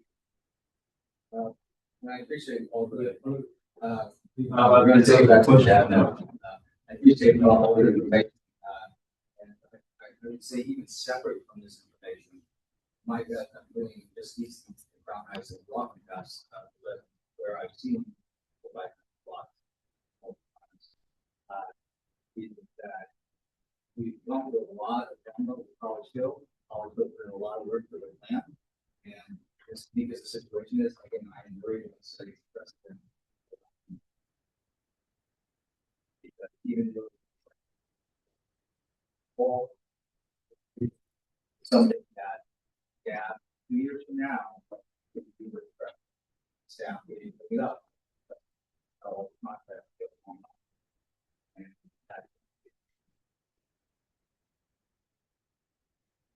Yeah, and I agree with 100%. And then I also like to, if the professionals in the room recommend denial, and I support that. The recommendation, so that's what it's I mean, I guess my question becomes if it's been functioning as 3 minutes, if that's legal, not legal, has anyone in there, has anyone been in there to look if it is up to state, then it could function at that capacity. I'm not saying that's what we're doing, but could it safely? I can't speak to that. I'm not part of the building department. So that, yes, if there was a, enforcement question about it, right? Don't know for sure. I can't speak to what. Well, so the space that's in there, well, if it's not condemned, then whether it's single family or a duplex or a duplex apartment, I guess is the space. It's just, the question we have about zoning what's allowed. So, right now, the way it's, it would not be allowed, and, staff will, that increasing it to allow the triplex as opposed to the single family dwelling to be accessory apartment.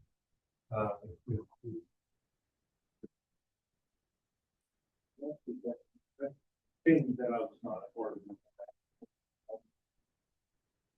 It occurs to me that it says least desirable. Are there different categories of that? Defer to Seth. I'll be honest with you, I have not said it's so new. Per my knowledge, there are undesirable, at least desirable, and then desirable. So he hasn't. It may not be our favorite thing happening, but it is another thing. Logical train of thought here. I was just more curious, the citation. Right, like this. Dates for using accessory apartment.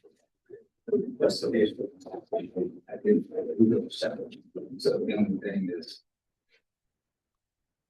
Yes, states will be better, you know, it's still acceptable.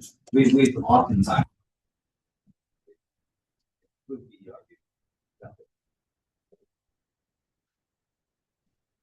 Yeah.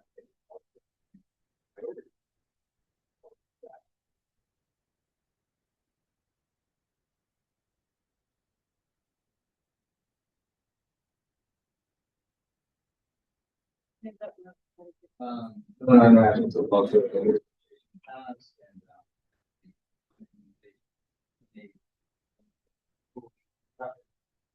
Even if it is acceptable, even.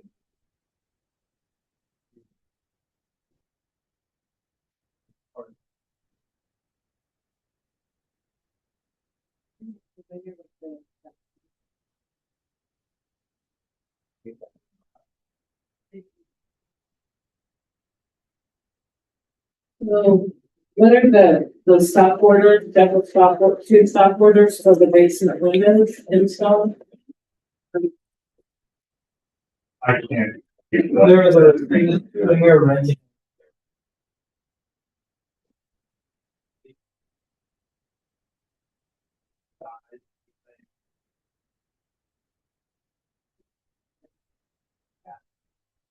So sounds like you may have been doing, I guess this is my opinion.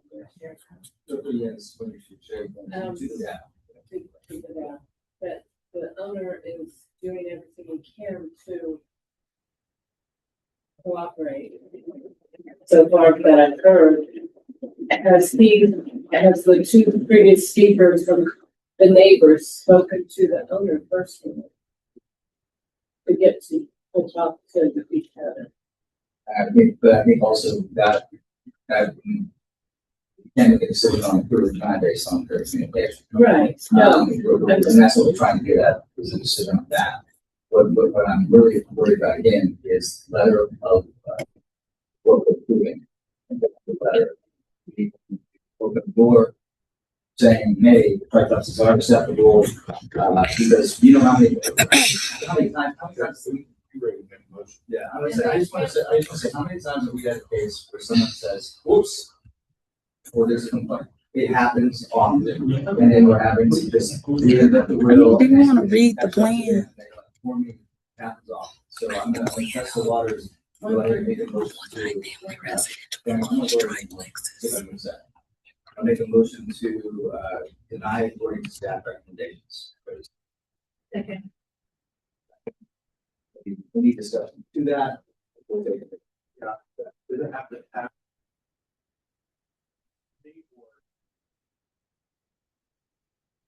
There's majority, and if there is a difference between what the emergency decides to staff.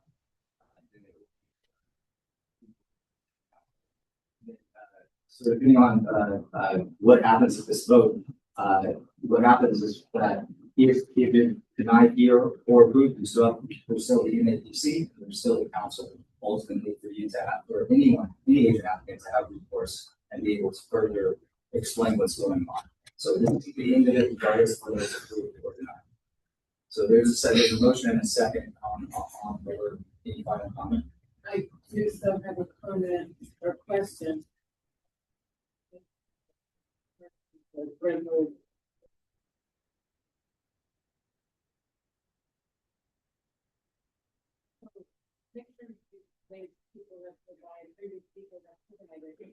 Show cars parking wrong way, parking on the bike lane. I don't think the owner applicant is necessarily who's responsible. Providing that. Excuse me, no comments from the public at this time. So in the parking are responsible for how they park their vehicles. And it could be back home, or it could be anyone else on the street, or people walking through the neighborhood, or visiting someone else.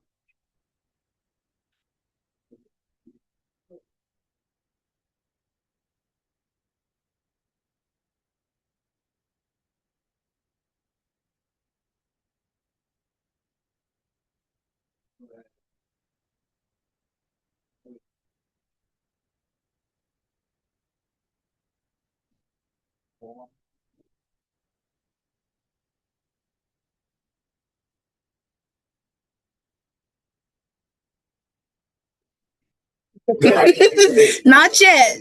Hopefully soon.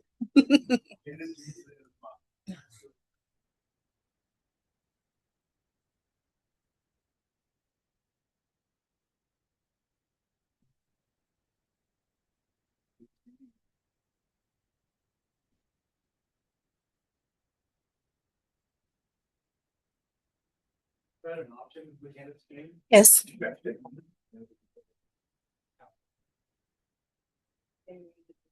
The thing is, to that very basic point, maybe there was additional information, but maybe the study fails, and based on us seeing the abstentions, we asked for a delay. Based on that, based on that. You just concerned.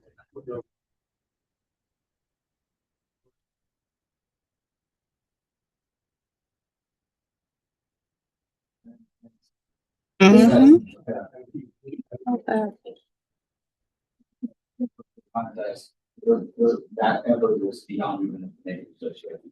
So, but I do agree with them. And referring you. We're not a motion referring, I'm just saying that extensions for this information. So you could go to deny by, you're either denied, to go to abstain, or you could have covered.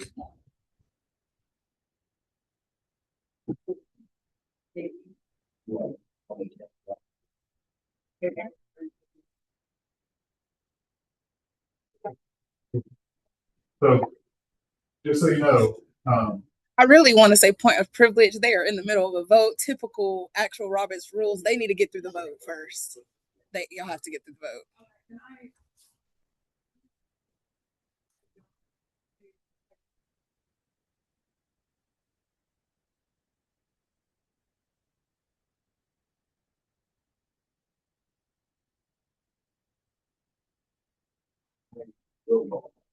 So they actually said they would like you guys to speak up a little more. They don't know for sure what just happened to a certain degree. So at whatever point there is a vote on this issue, I will need to abstain due to extremely poor quality. So they're abstaining because they can't hear what's going on. Right. Because I keep telling y'all I have to project. It's probably the speakers too. Like, you know, this building gets kind of old.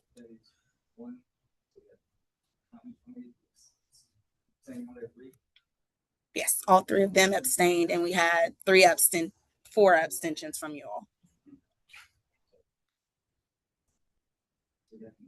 We're just, our recommendation is basically like a limbo recommendation right now that will be reported to the MAPC, as well as the city council, and they'll be able to see that there's intentions, which usually then the MAPC and the city council will.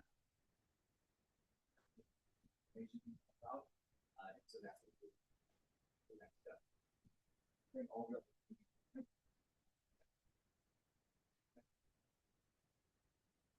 Need to stay involved in the process and involved.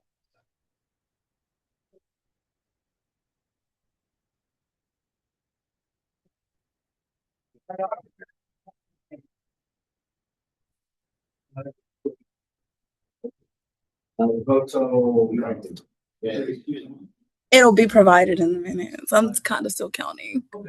Well, there were only two to deny, and everyone else abstained.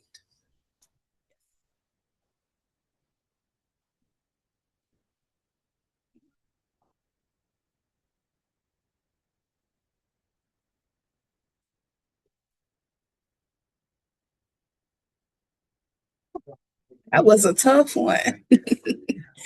You're welcome. I'm trying. Just look.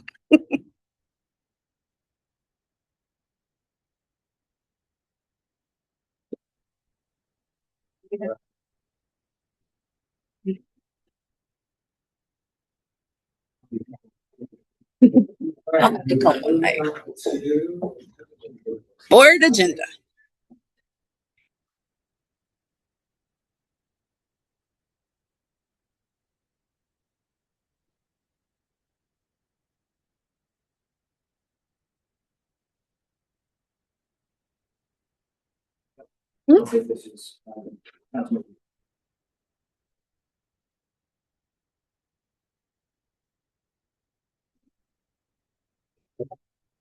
Any board update?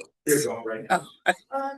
I don't have that much update other than I will be taking an additional position. Oh, I just got accepted on the.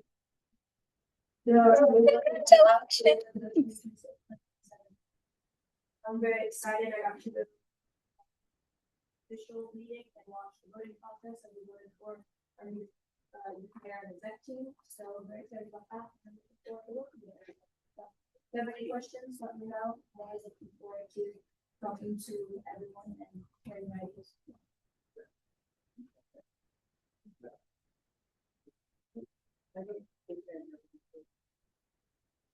I know this Saturday, the Anthony Campbell balloon festival. I think it happens rarely. I heard it happening on Saturday.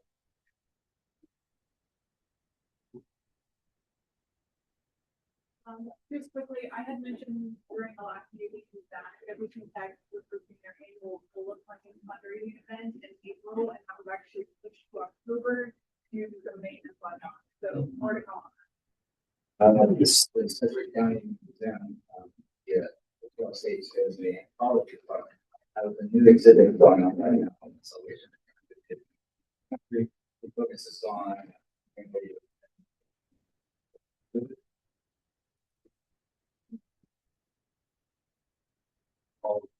there. In, yeah. Building.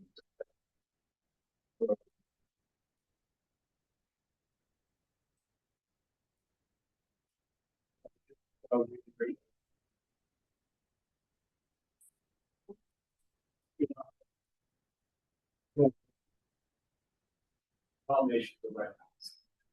I think oh, yeah.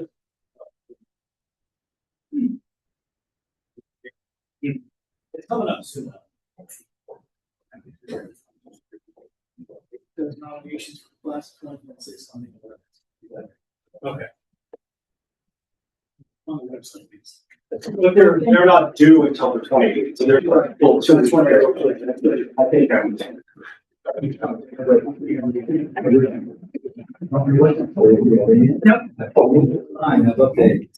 They all said no updates. I'll be very robust in trying to get going. May 27th at from 5:30 p.m. to 7 o'clock p.m. I will have an event called On Tap and On the Map. It's talking about the history of redlining in the city of Wichita. So had the opportunity to speak with people. Since I was in office, I've been talking about redlining, its impact on our and how much are we think our city needs to invest in addressing the red line through investment. And so that's actually going to be happening at Hoppy Mill, hence the On Tap. Come by in a comfortable setting. If you have ever been interested in learning more about redlining or the history of redlining, but you've not felt comfortable asking the question, or you felt like it wasn't a safe space to do so, we are intentionally creating a comfortable atmosphere on communities like 7214. On Tuesday, 5:30 p.m. to 7 o'clock p.m. And we will be done by 7 because trivia night starts at 7:30. By 7? Yep, we'll be done by 7. And it's open to anyone regardless of where they live. Hoppy Mill is a great place. So we invite everybody to come and learn about it. That's on the 25th. 27. May 27th, 5:30 to 7 p.m. You'll learn briefly about the history, learn about the steps that I'm taking within the city council to try to get my colleagues to invest in this. And then there will be some other opportunities as well as we try to get folks engaged in this conversation.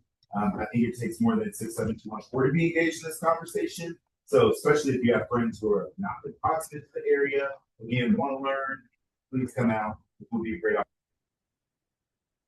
Tomorrow at City Council, we have two important discussions, several other discussions, but two that I think will be robust or spirited in nature. Will be the back end ordinance. The mayor is bringing forth a request for the City Council to repeal the back end ordinance. Right now, it is illegal to back in to any parking spots in the city of Wichita. And so she is going to repeal that ordinance. That would then direct staff, if approved, to go and look at the implications. They would then bring that back and then we would vote. So we're not voting tomorrow. We're voting to direct staff to go and do the step on the implications. There have been several conversations happening with Paul about this. Be a very interesting conversation.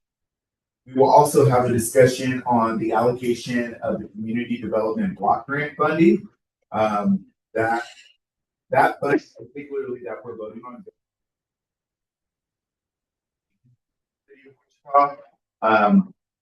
There's some conversation happening right now about who to fund, who not to fund, if we are supportive of the allocation of the recommendation that the committee has made. I know that there is one organization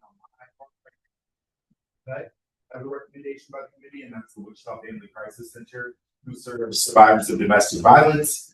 So I will be making a motion from the bench to restore some of that funding. I don't know if I will have support for that, but I do want to give you all a heads up that that conversation is coming. We had a very robust conversation on Tuesday about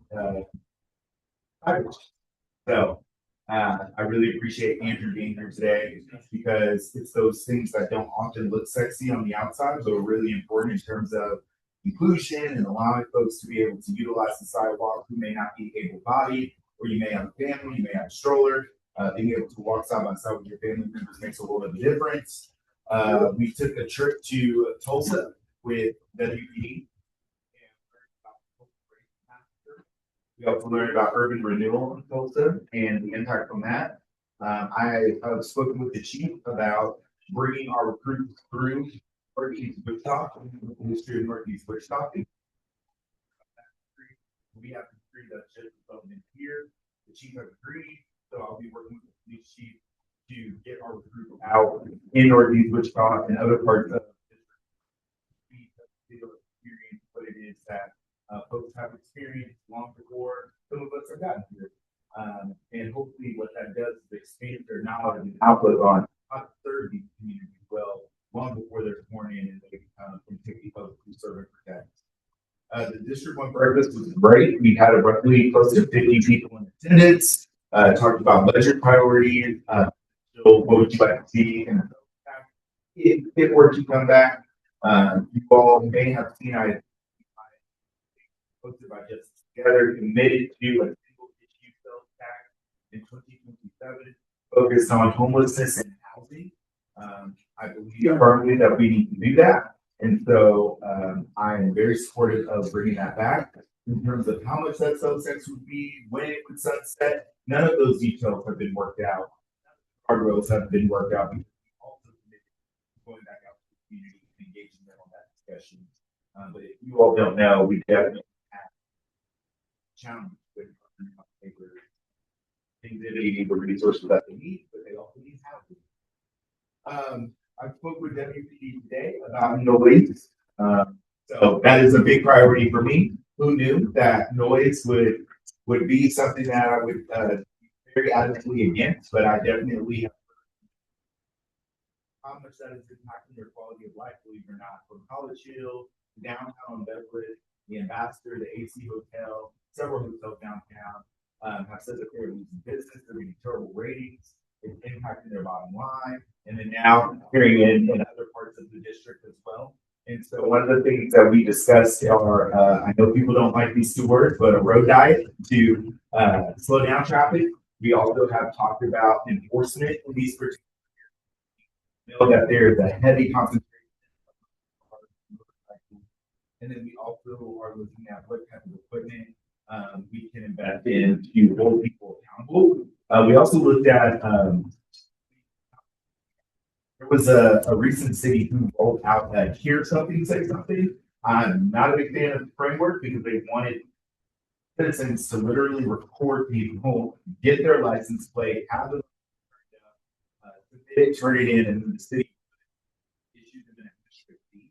I don't think our public is signing up to be law enforcement officers or to enforce traffic noise.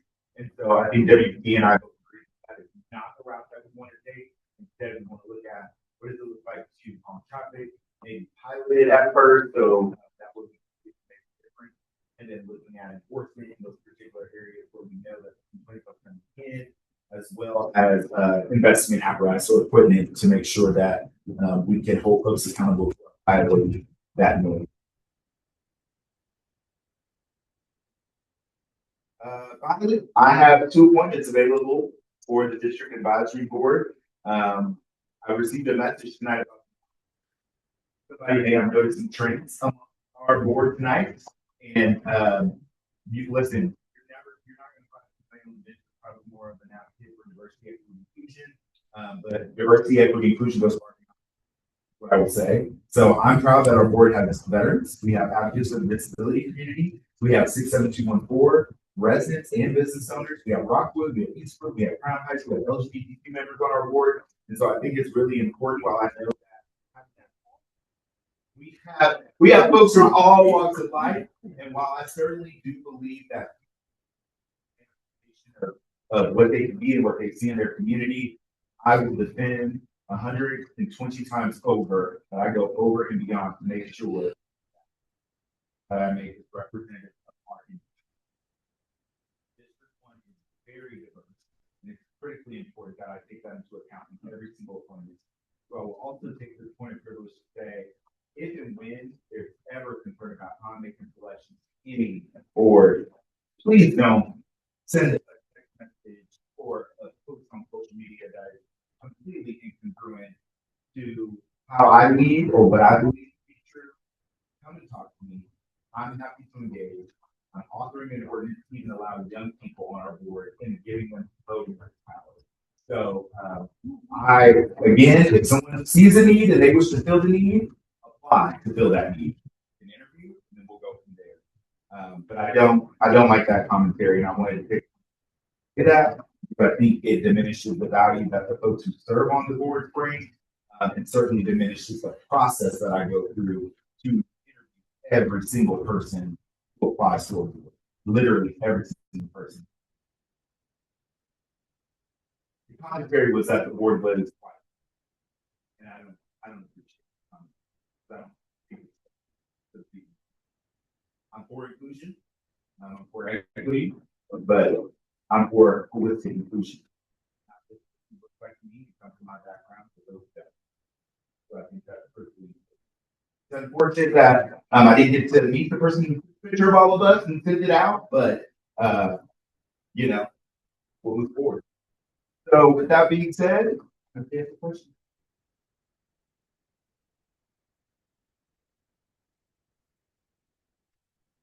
About inviting the general to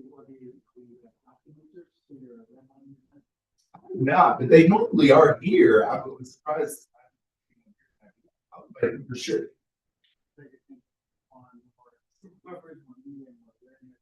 Yeah, absolutely. And for me, again, it's about creating a safe space. So in Tulsa, I had the opportunity to share with a group that very similar history existed. And there was a comment that one of them felt ashamed. They were like, what's the one word or one feeling you're feeling right now? Shame. And I said, you know, I think there's a misconception that when people who believe in, so I operate from critical race theory perspective. I believe race plays a role in everything we do, even when we don't recognize it. But I never want anyone to feel shame, right? Folks weren't around during that time, or they weren't responsible for making those decisions. What we can do is we can bring learn more and then to become active on how to make things better for everybody. So that's the approach that I'm looking at. One of the questions or comments is Joseph. The two Josephs here. Why is this the order? Why is it the order? Why are we hearing from the councilman when everybody left and we spend that much time on the metropolitan board and these three properties? This was a little different tonight. I can speak to that if you'd like. It actually typically follows council order and the typical way a meeting should run. So you actually hear from your council and your individuals at the end of the meeting so that you can get through the actual issues first. In addition to that, our staff, like police and fire, they have to get back on the streets immediately because they're on call. So we want to ensure that we have time to get through the cases and that we're not just listening to updates. But it was a little bit. But we're all trying to figure out.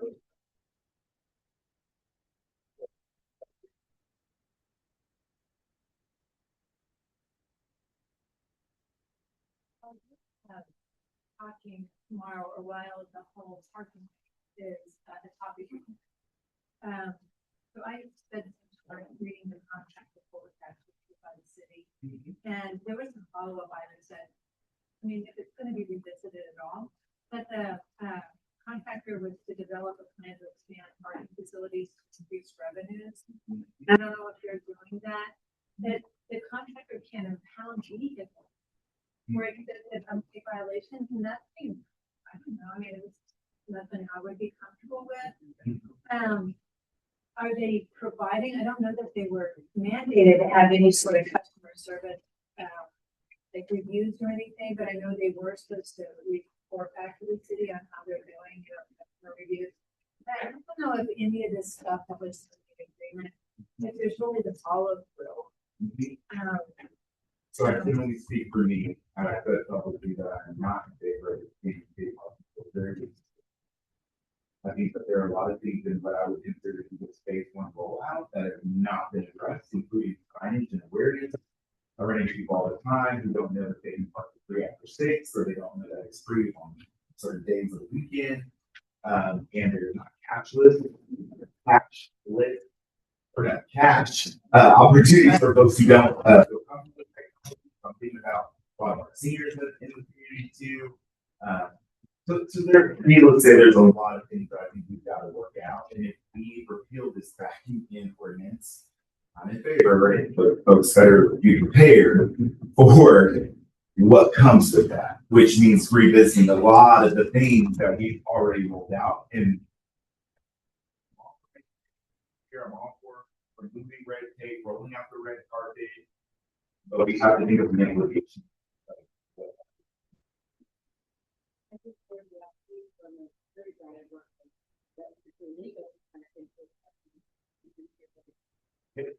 It's legal. And the context is in 2008, that ordinance was created because the city of Wichita was noticing that many people were backing into their parking spot and damaging their property or damaging their own property. And so that's the context. In 2008, we now have cameras in our cars, right? Who would have known? And several things, right? But then some people don't have cameras in their car to monitor the back. It's just some context. But parking where it is right now, I'm sorry, like we're not going to.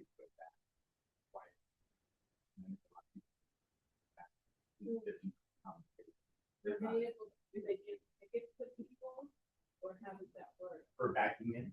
No, for in general, if you don't pay for parking. You do not pay for parking, you go over scooters.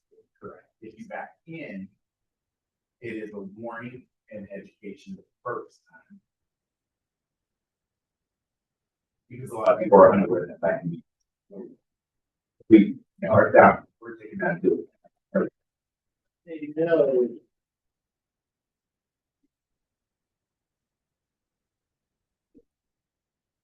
What's called an LDR system where they can, you mean, how do we verify if they paid?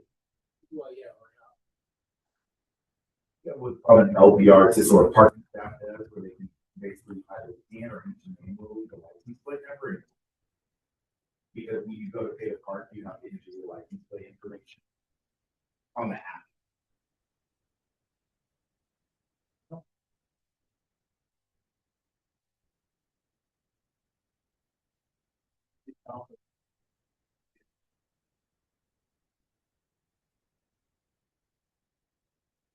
What's the license plate?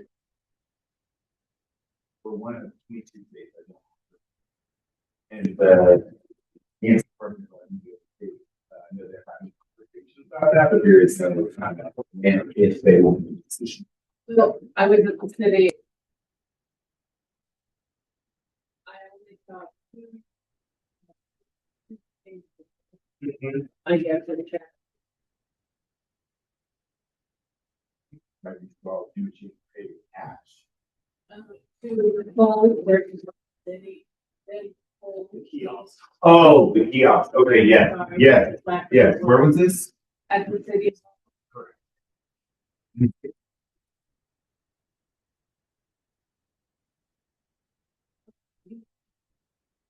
Free parking. Well, yeah, well, that might be the problem. We're putting it in locations where. Serving. Okay. Somewhere else, and Rounds and Porter. no. Okay. I mean, that's free parking. That is our free lot. So when people say City Hall doesn't have free parking. So, but I was just observing how people were doing it, and people were frustrated trying to get money to go. Yeah, it's a culture shift. And And they're there's DPR. We don't plan on having.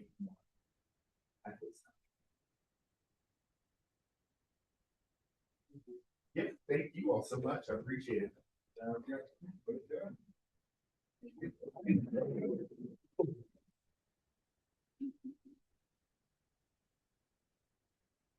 Thank y'all for being here.